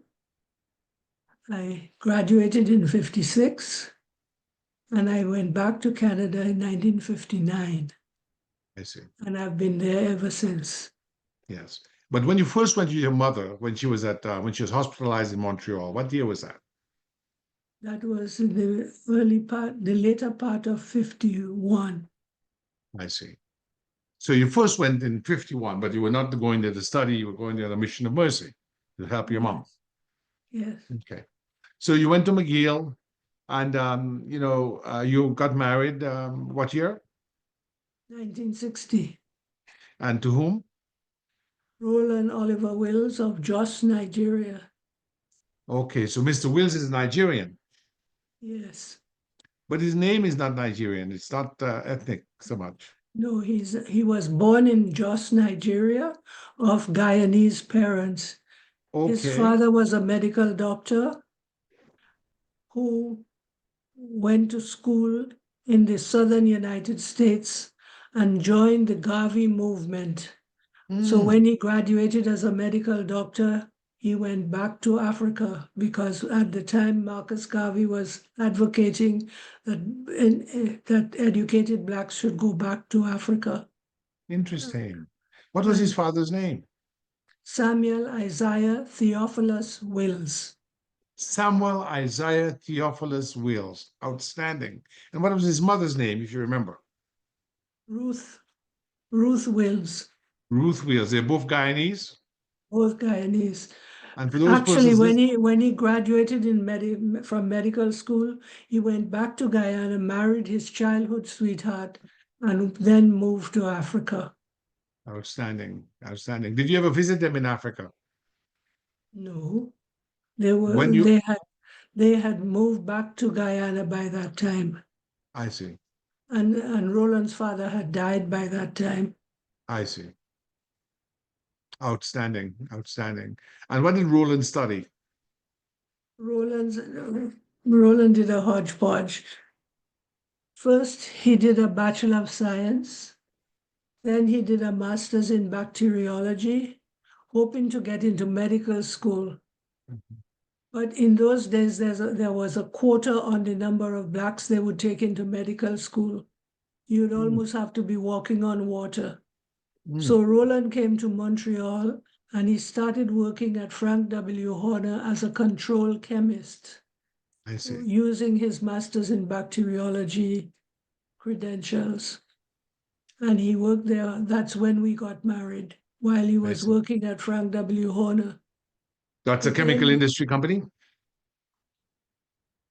Frank W. Horner was, yes. And then while he was working at Horner's, he took courses in engineering at Concordia University. Then he continued his engineering studies at McGill and decided that engineering was really not for him. And he went and did a master's in business administration at the University of Windsor. He graduated from that with an MBA and got a job at Concordia University teaching in their business administration program. And he spent the next 40 years at McGill, not at Concordia, as it transitioned from Sir George Williams University into Concordia University into the John Molson School of Business. Amazing. So would you have been at Sir George Williams University when the famous uprising of February 1969 took place? That's right, he was. And that's when you got to meet the future Prime Minister of Dominica, one Roosevelt Bernard Douglas. I knew Rosie before that. How did you know Rosie? Well, Rosie was a kid growing up in Dominica, and he has 2 children with a very good friend of mine called Ruthin Nicholas, I see. who is now called Ruthin Figuera. She's now married to Sherwin Figuera, and they live in Brassard, Where's Figueroa from? Is he from Trinidad? Guyana. Guyana. So you're talking about Debbie Douglas and Debbie Tiani and Debbie and Robert. Robert changed his name to Chiani, yeah? Yes, yes. And But you knew it's them as children. I knew them as babies, Robert and Debbie. Yes, yes, yes. Amazing. Debbie's a very good friend of mine. I knew Debbie from age 15 when she returned to Dominica with her father when he was deported. But tell us what you know about this George William University. Describe Rosie Douglas as a young man to those people who would not have known that.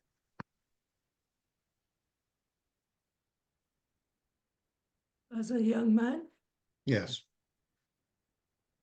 Well, he was like every other young man on the island of Dominica, full of fun. He played sports. He was tall and handsome, and he was a ladies' man. And but he was bright. And I know him coming to Canada. He used to come to my home all the time to parties. And after the incident at Sir George, and he was incarcerated, I used to visit him regularly, and he would write me regularly and give me a list of what I must bring on the next visit. Like he would want a white running shoes for him to play sports in the prison, and he wanted white underwear. He wanted whatever he needed, he would send me a list. I would bring his young son, Cabral, to visit him at the prison. And on the pretext of bringing food for Cabral, I would bring him Caribbean food, and he would sit there and eat it up. Amazing. Amazing. And by that time, of course, Rosie was involved in the Black Power movement. Weren't we all? Yes. So, yes, he was. And that's what led him to get involved in the uprising by the students at Sir George William University. Yes, because he was a student at McGill at the time. He was a student at McGill University, but we all were involved because we felt what was happening at Sir George was wrong, and it was racist. And so we all supported the Black students. I recall cooking food at my home and bringing it in the trunk of my car to the students that were occupying the computer center. I would bring them food to eat. I would come and stay with them, keep them company. And when I was going to tell you when the final straw broke the camel's back and the computer center was destroyed. Ann Cools, who was a senator and is now retired, she called me at 3 o'clock in the morning and she said, "You better get down here because all hell is breaking loose." She was a Barbadian, that's why she spoke that way. That's right. So I said to her, "I'll be right there." And I picked up my two kids out of bed, dressed them.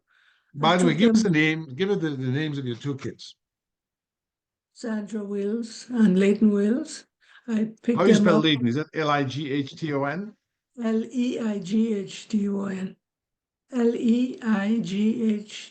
Leighton. Okay. And Sandra, of course. So Sandra also got a PhD later on, right? yes, Sandra, her PhD is from Howard University In what in area of study? Washington. But communications in organizational and international communications. And what about Leighton? What did he study? He did a business administration. Congratulations. You had, I don't know Leighton, but Sandra is a fine woman. I met her and her husband. I met you at their house here in Maryland. But tell me, so you're living to go to the university at what time? 3 o'clock in the morning, I woke them up. I told them, "You got to see what white folks do to Black people in this country." And I dressed them and brought them down with me. And we couldn't get into the building because by that time, the police riot squad had arrived and they locked all the doors. So I went to a payphone. Those were not the days of cell phones. So I went to a payphone and I called my husband and I said, "Roland, you better come down here because you're on staff. They might let you in, but they won't let us in." So he came down and he was let in and he negotiated with the police that they should have cameras looking at the condition of the kids that they were arresting, when they were arresting them, how they looked physically, because and that was a miracle that he did that, because when they came out of prison on bail, they looked very different because they had been beaten up so badly by the police. Meanwhile, I was outside in the parking lot and it was winter, so I was wearing my winter coat and with big pockets, and I was begging everybody, "Can you help us with a defense fund? Can you help us with a defense fund?" We're collecting money for the defense fund for the students. And when I turned my pockets inside out at the UNIA building, Universal Negro Improvement Association building, they had their own building. So we went there to have a debriefing of what was going on. When I turned my pockets, I had $587 and some cents Amazing. that I had picked up in the parking lot. That's a lot of money in 1969. That's maybe $10,000 today. To start a legal defense fund for the kids. And so they packed them in the paddy wagon and they took pictures of them as they were going into the paddy wagon so you could see how they looked. And when Hugo Ford came out of jail, he was bleeding from his nose because he had a concussion after they were finished beating him. And Leroy Butcher was beaten. And that was a terrible time, but I think in time, what do you believe was the net result of that incident? Was it positive or negative for Black people in Canada? well, the net result was that now there are all kinds of rules and regulations. They can't do what they did in those days. Ignore them. They ignored the students when they complained, which led to the sit-in, and the sit-in led into the riot. And but now they have a right to complain, and they have a right to be heard, and there's a whole mechanism for dealing with that kind of thing. Outstanding. And do you think that from the days you came to Canada to now that the sort of opportunities for Afro-Canadians and Native Canadians is much better?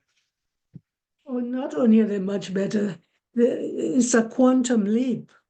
When I first came to Canada, all the black men worked on the railroad, and all the black women worked in the houses as housekeepers, cleaning the houses.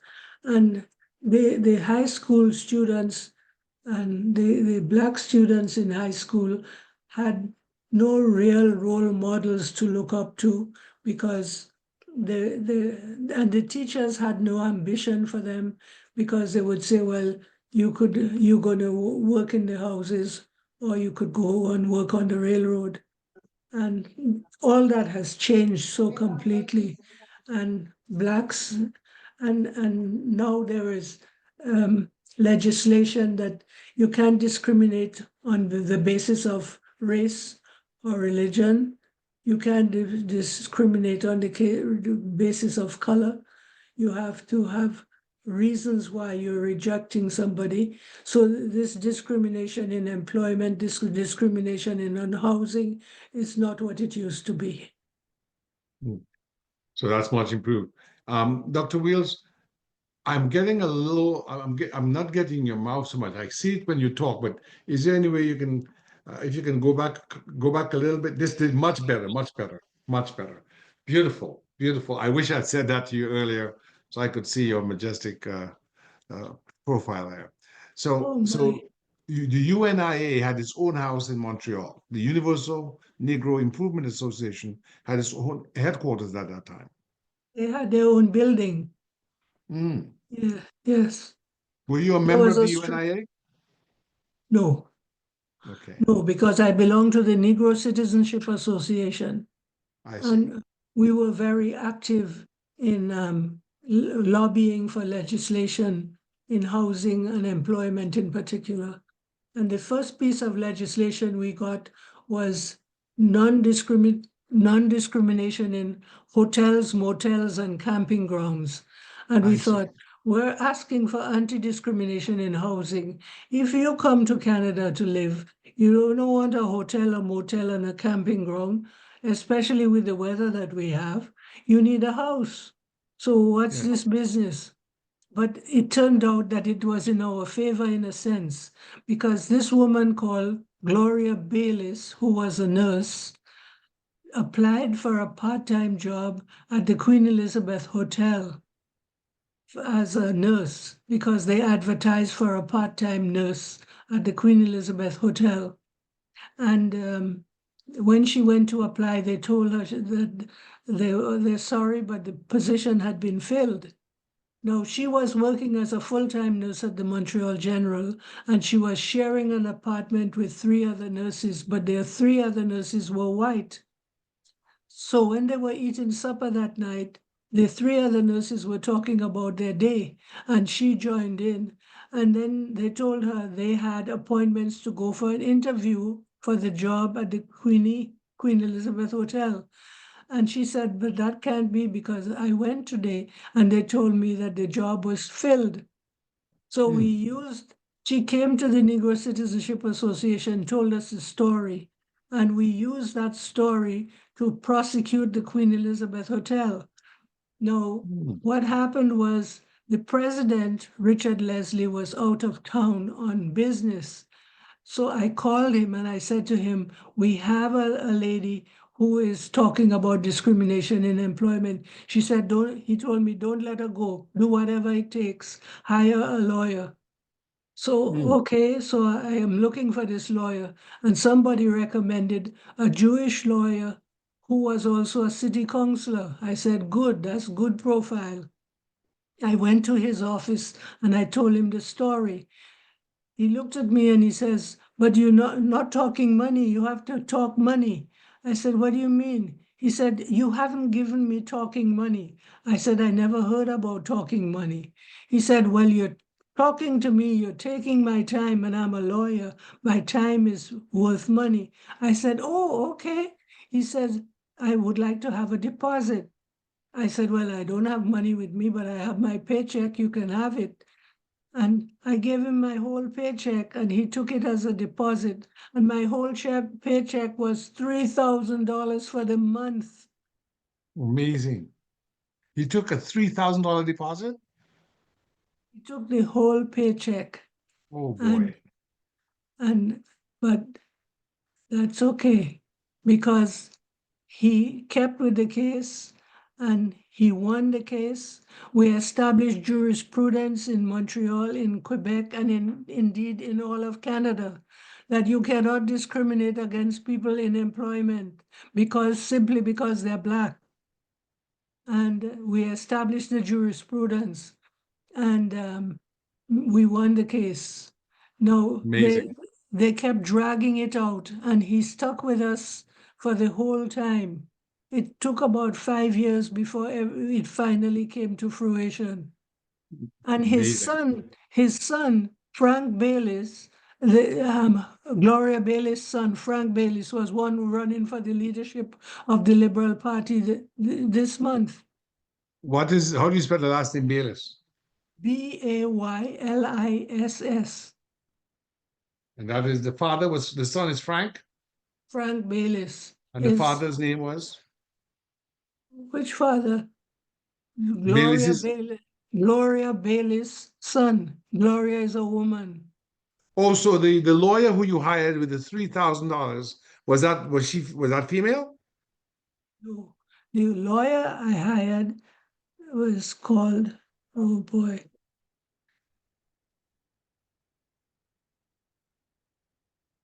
Charnes and Charnes. Gerald N.F. Charnes was his name. And he was with the law firm of Charnes and Charnes. And he is the one that won the case for us. How do you spell Chanis? Charness.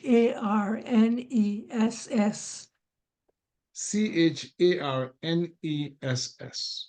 Yes. Interesting. That's amazing. That's amazing history there, Dr. Wills.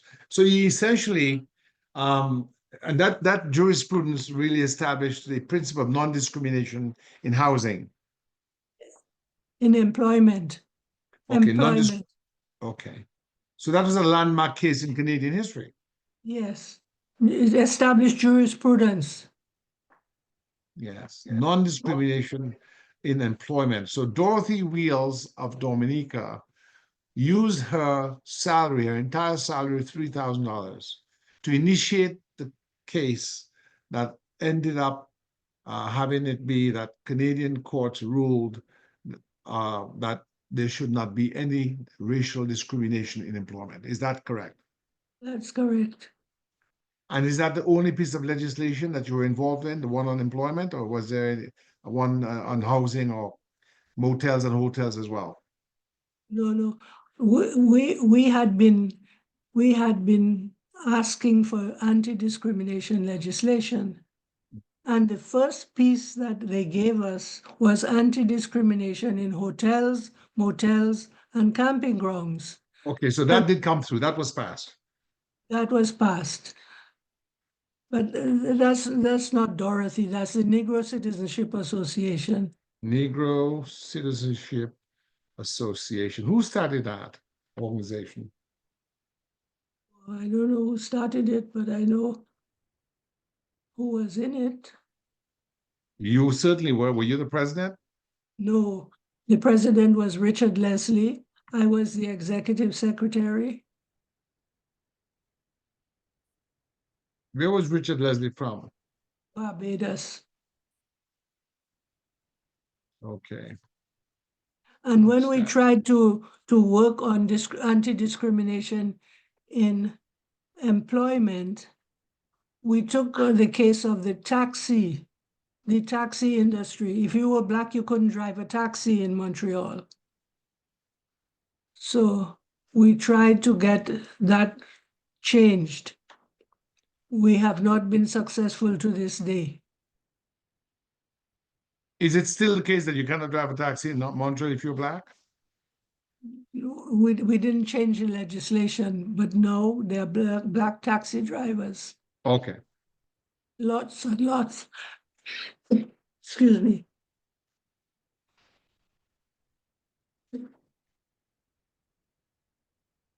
And I know, bless you, Dr. Wills, we will be wrapping up shortly because I know I've detained you much longer than I thought I would but this has been so informative. Would you know when the Negro Citizens Association was formed? Was it formed after the war or before the war? Do you know? I think it will be after the war. I see. I see.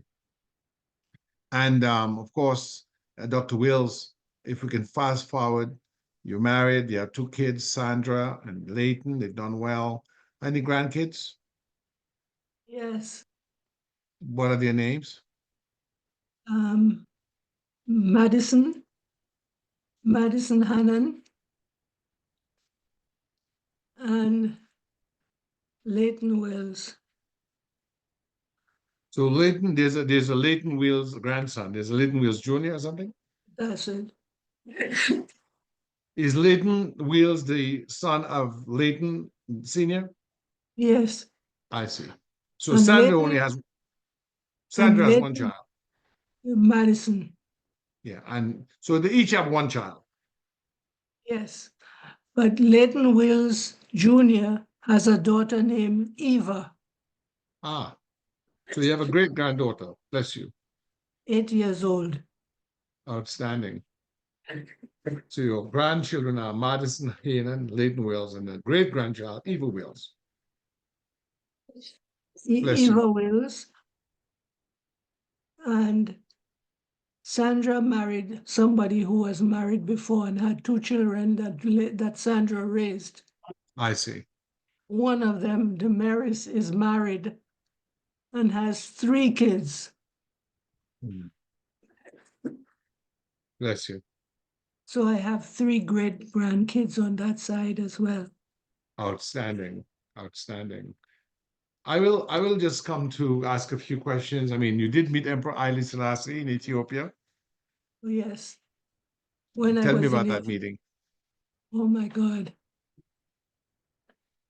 Well, to begin by the beginning, when we asked on behalf of Howard to allow us to meet the emperor, we had to go through what they call training, how to bow and bend in front of him. And then they said, we must try not to appear to be taller than him. Ah. This little man was a little over 5 feet. Oh, the emperor is very short. He was a tiny little man. Mm. So it was very difficult for some of us. So we had to kind of bend forward so we wouldn't appear taller than him. And when it was my turn to go up and shake hands with him, and he looked at me and he said, "What took you so long to come to Ethiopia?" And I said to him, "It's better to have come late than never to have come at all, Your Imperial Majesty." And of course, his people thought that we were talking too much. So they ushered me out of the for the next person to come. But it was a very interesting experience to be. Did they feed you all at the palace? Give you any food or drink? No, but there was something else. We went to Harar province in Ethiopia, where the army is stationed, and when we went into the hotel, they were checking into the hotel, and of course, you know, the Americans are very pushy, so they're pushing to get to be the first one to register and whatnot. When I saw what was going on, I figured it doesn't matter, I'll sleep anyway. I went and I sat outside And somebody else from Canada, Florette Osborne, came and sat with me, and the two of us sat there because we were going to be roommates anyway. So this man came to us and said, his Excellency would like to see you. So His Excellency, who is that? He said, come with me. Well, when the army tells you in Ethiopia, come with them, you go with them. So I went to find out what was going on. And the man said, you don't seem as loud and as boisterous as the rest of them. So we would like to have you to have some meal with us.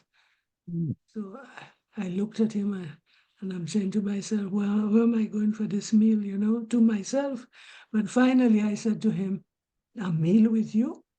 He says, if you think I have any terrible thoughts, you can bring as many of your friends as you wish with you. So Florette and I go to this meal, and they have this banquet in the officers' place, and they're feeding us. They said, how come you are so different from the rest? Mm. Well, with that,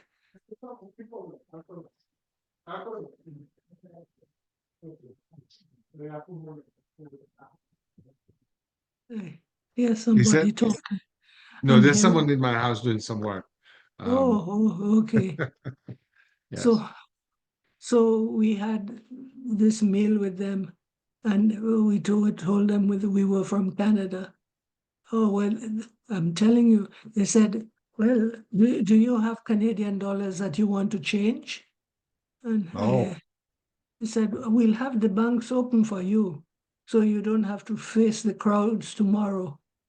It was unbelievable what they could do, those military officers, Amazing.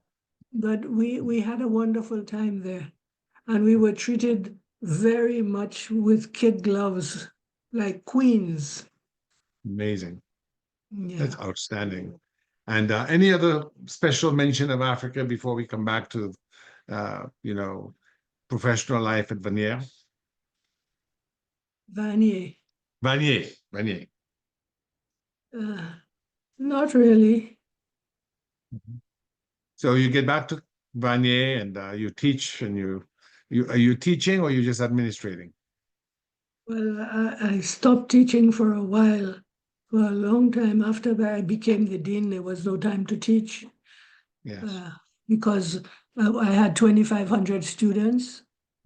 I had 355 teachers in my faculty, and I had 12 technology programs.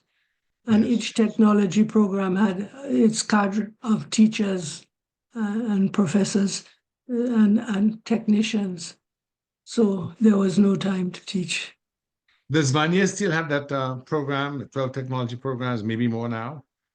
No. So the same 12 technology programs, but and it's a little different because when I was there, I kind of expanded to mean, for example, I had a friend at Roseau Technology Center, and we had a relationship, so that if I had a student that was failing, say, in one of the technology programs that they offered at Rosemont, I would call him and I would say, Curtis, I have somebody for you. And if he had a very bright student that he thought should go beyond the technology at the high school level, he would call me and send the student to me. So when I took over the program, there were 1,000 students. When I left the program, there were 2,500 students. Yes. And so And Vanier is for Vanier. I'm sorry. I had another link with Mrs. Lane at another high school technology program, and especially in nursing. If a student wasn't doing so well in nursing, I would refer them to Mrs. Lane for her technology program. And if she had very bright ones, she would send them to me. And I would go to the high schools and I would recruit students and explain to them everybody wasn't meant to go to university. Some of us do very well in a technology program, and I would tell them all about my technology programs. And I even expanded to have an evening division of the day program at Ganawagi Reserve for Indigenous people. Amazing. So you're a trendsetter, you would say? And well, as well, I would make links with the companies that hired my students, because we would have to prepare a report for the provincial government at the end of the year to say like how many students we placed in a job and how many students graduated and what was our intake group and what was the attrition and stuff like that. But what I would do is I would go to the companies and ask them to give me scholarships for the kids in technologies. And I would ask them if they were satisfied with the product that we were graduating, so that we could let the government know that our program was relevant. And then they would hire our students to the point where I would maintain a waiting list from certain companies. They would like to have 2 or 3 graduates this year or next year or whatever. So I did some placement in employment as well. And I also collected some money for scholarships for kids in the technology programs. So And when you say technology, you're talking about electrical engineering, plumbing, carpentry, masonry, those kinds of things. no, I'm talking about respiratory and anesthesia technology, talking about nursing, talking about early childhood education, talking about environmental technology, talking about computer science, talking about digital systems engineering technology, mechanical engineering technology, electrotechnology. I think that's about it. Yeah, and they're saying on the internet that Vanier College is an English language public college located in Saint Laurent borough of Montreal, Quebec, Canada. It was founded in 1970 as the second English language public college of Quebec's public college system after Dawson College. And it goes on to say today the student population numbers over 6,700 full-time diploma students with an additional 2,000 students attending through its continuing education department. It also goes on to say that it's a 2-year pre-university program or a 3-year associate's program. Yeah. Outstanding. Yeah. Quite important. Yeah. It was started in 1970. So before 1970, where were you teaching? I was with the Protestants, the Catholic School Board. I taught at John F. Kennedy High School. John F. Kennedy High School. And I taught shorthand, typing, bookkeeping, economic geography. Yeah, those were my subjects. Outstanding, outstanding. And you've done very well, and you were honored by Vanier College. When were you honored, and for what? I wasn't honored by Vanier. I was honored by Concordia University. They gave me an honorary doctorate. Dalhousie University gave me an honorary doctorate, and I have an honorary doctorate from Mount Saint Vincent University. So you've been given honorary doctorates by 3 institutions. Yes. Concordia, Mount Saint Vincent, and the other one? Dalhousie. Dalhousie. Outstanding. You've also been honored by the government of Canada, I think. I'm wearing the Order of Canada. Order of Canada, and that's quite an auspicious order. The Order of Canada is given to persons who have rendered extraordinary meritorious service to the country of Canada. And when was that Order of Canada bestowed upon you, and by which, I guess I think at that it was time? 1989, and it was Honorable Jean Sauvé was the Governor General at the time. Yes, indeed. Who was the prime minister at the time? I don't remember. But anyway, it's the governor that bestows it, not the prime minister, because the governor is a representative of the Queen. Well, congratulations, because you do us great honor. And 2 years later, in 2000, you became a member. Well, actually, no. About 12 years later, in 2000, you became a member of the Dominica Academy of Arts and Sciences, and also rendered great service and was noted and was noted on there as a notable Dominican. And that's when I first saw that picture that we started with, where you have your, I guess, formal professorial gown and your duck board, I think they call it, the hat that you wear. Why do you think it was important to become a member of such an organization? And how important are such organizations in the development of any country? An Academy of Arts and Sciences. Well, it's an opportunity for those of us who have gained some measure of success to give back. Well, I'll tell you in Dominica terms, my mother used to say, you must never be a yard fowl. And a yard fowl would be described as a chicken that would come into your yard and eat and wipe its beak and go into the next yard and eat and wipe its beak and act like it has never eaten before and go into the next yard after that. Said, we must never be a yard fowl. You must always be able to take, but you give back, and you give back in greater measure than you were given. Indeed, indeed. What a wonderful piece of moral engineering to bestow on me and all those who will listen to this fantastic interview with you, because truly you have been a legend in your own time.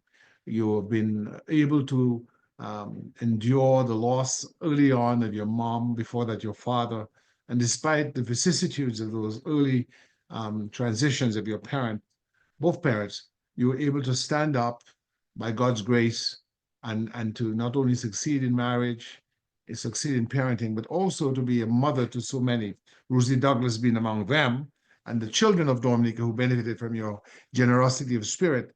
What in your character made you that kind of person that you turned out to be, such a great humanitarian, not only a great educator, but a great humanitarian? I think it's from my mother's teachings. I just told you about one of them, of the yard fowl. And in her own way, she tried to give of herself and give to others. And I hold her in high esteem for what she did that I know about. And I'm sure some of it I don't even know about. But I do the best I can to not be a yard fowl. Yes, you certainly have not been a yard fowl. I'm going to say that not long ago I got a gift in the mail from you. It was your biography. Tell me a little bit about that. I've tried to get some more copies because it's a fantastic Let me book. call you back. I'm doing an interview on Zoom. Yes, let's see here. Let's see. Pardon? Let's see. I think I am trying to get a copy of the photograph of the book. It's a very nice photograph, but what I'll do is, I guess what I will do is maybe just let's see Which here. book are you talking about? It's your book. It's your book. I will share here. Bear with me for a moment. I found something here. It says Wills, Dorothy Ibiki Wills, born in Dominica, Dr. Dorothy Ibiki Wills Green, BSc, MSW, MA, PhD, LLD, DHL, honoris causa, CM, graduated from Mount Saint Vincent College in Canada in 1956 with a Bachelor of Science, later obtaining an additional degree. I know all that. Yeah, What about it? No, well, this is where it talks about your book, but I was looking for actual photograph, but I couldn't find one. But you will send me one because it's very striking photo that you have on the cover. It's you're in an African garb and you've got a head tie. It's very nice. I thought I had easy access to it, but I will. That's when I represented Canada uh, at the planning committee for FESTAC. If the You were Africa, part of the planning committee for FESTAC. That was the famous festival in yeah, Lagos, Nigeria in of 1977. arts and culture. You were part of the planning of that festival. I was in charge of the planning for Amazing. Canada. I was a Canadian rep, and that's why I was dressed that way. Amazing. I remember that in the magazine, Ebony magazine, but I don't remember. I mean, I wasn't there, but I remember the festival as being maybe one of the best ever pieces of sort of cultural rendition by an African nation. They brought all the nations to Nigeria in 1977, if I'm not mistaken. And I take it you would have been at Festac as well. No, I didn't go. You helped to plan it, but you didn't go. I planned all of Canadians contingent, and what's more, the government of Canada would reimburse tickets to Nigeria, but would not give you upfront money. So I kind of got the upfront money and got the tickets, and then when they reimbursed me, when I gave them the rest of the ticket, the piece of the ticket that showed how much was paid and whatnot, then they reimbursed me. Okay. All right. Well, I just want to compliment you for that. Even if you didn't go, I know it was a very well done piece of work. No, I didn't go because I thought that the president of the Black Community Association, the National Black Coalition of Canada, should go. So I let him go. I see. Stayed because there was nothing else to do anyway, besides Yes. participate in the festival. I knew what was going on, and I went to Africa 20 times as part of the planning committee meeting. Oh, So wow. 20 what's the times. point in hogging a seat at the last minute? Makes sense. So you were going back and forth to Nigeria. Yes. And what is your opinion of Nigeria after having made so many visits? Was moving along? Well, they were doing very well. They're Yes, still doing very well. Yeah. yes, yes. Indeed. Thank you so very much, Dr. Wills. Is there anything you've talked about the academy, you've talked about philanthropy, you've talked about development, education. Um, what are if I were to ask you any message for the young boys and girls on Dominica, in Canada, especially those of African descent who oftentimes have difficulty in rising through difficulties in society, but what are the sort of value systems you think they should engage to succeed as you have succeeded? Well, whenever you have an opportunity to be of service, you should also try to grasp that opportunity and give the service. When you get to where you're going, always look back to see if there's anybody coming behind so you could stretch a hand to help them get over the hump. Outstanding, outstanding. Dr. Dorothy Wills Green, I want to wish Green you Wills. I was green before I was Wills. Green Wheels. Okay, Dr. Dorothy Green Wheels. I want to thank you. I want to thank your husband. I've not met Leighton, but I've met Sandra, a beautiful daughter, and her husband. What's her husband's name again? Sandra's husband? Kevin Hannon. Kevin, very nice man. I want to thank you for taking the time this afternoon to tell us a little bit about your father. Your father was from Illinois, I think. Yeah, Chicago. Chicago, Illinois. That's correct. Yeah. Um, I want to thank you for telling us about him and uh, the estate at Canefield in the heyday and Dominica back in your time. And it's just been a very fascinating interview, and I want to thank you for it. Any final words? No, I'm looking at the time and I'm thinking I have to go down to the dining room soon. Well, I will not detain you any further. I'm still on a schedule. I know. Thank you, Dr. Wills. Give my love to your husband and take some of that for you as well. And I will try to make sure I share a copy of this with you. And I want to thank you for always being a beautiful soul, always sharing knowledge, and always being very gracious and kind. And I want to thank you for the kindness that you showed our mother who left us last month. She thought highly of you. Thank you. Thank God bless you. you. God bless you too. Thank Thank you. you very much. Okay.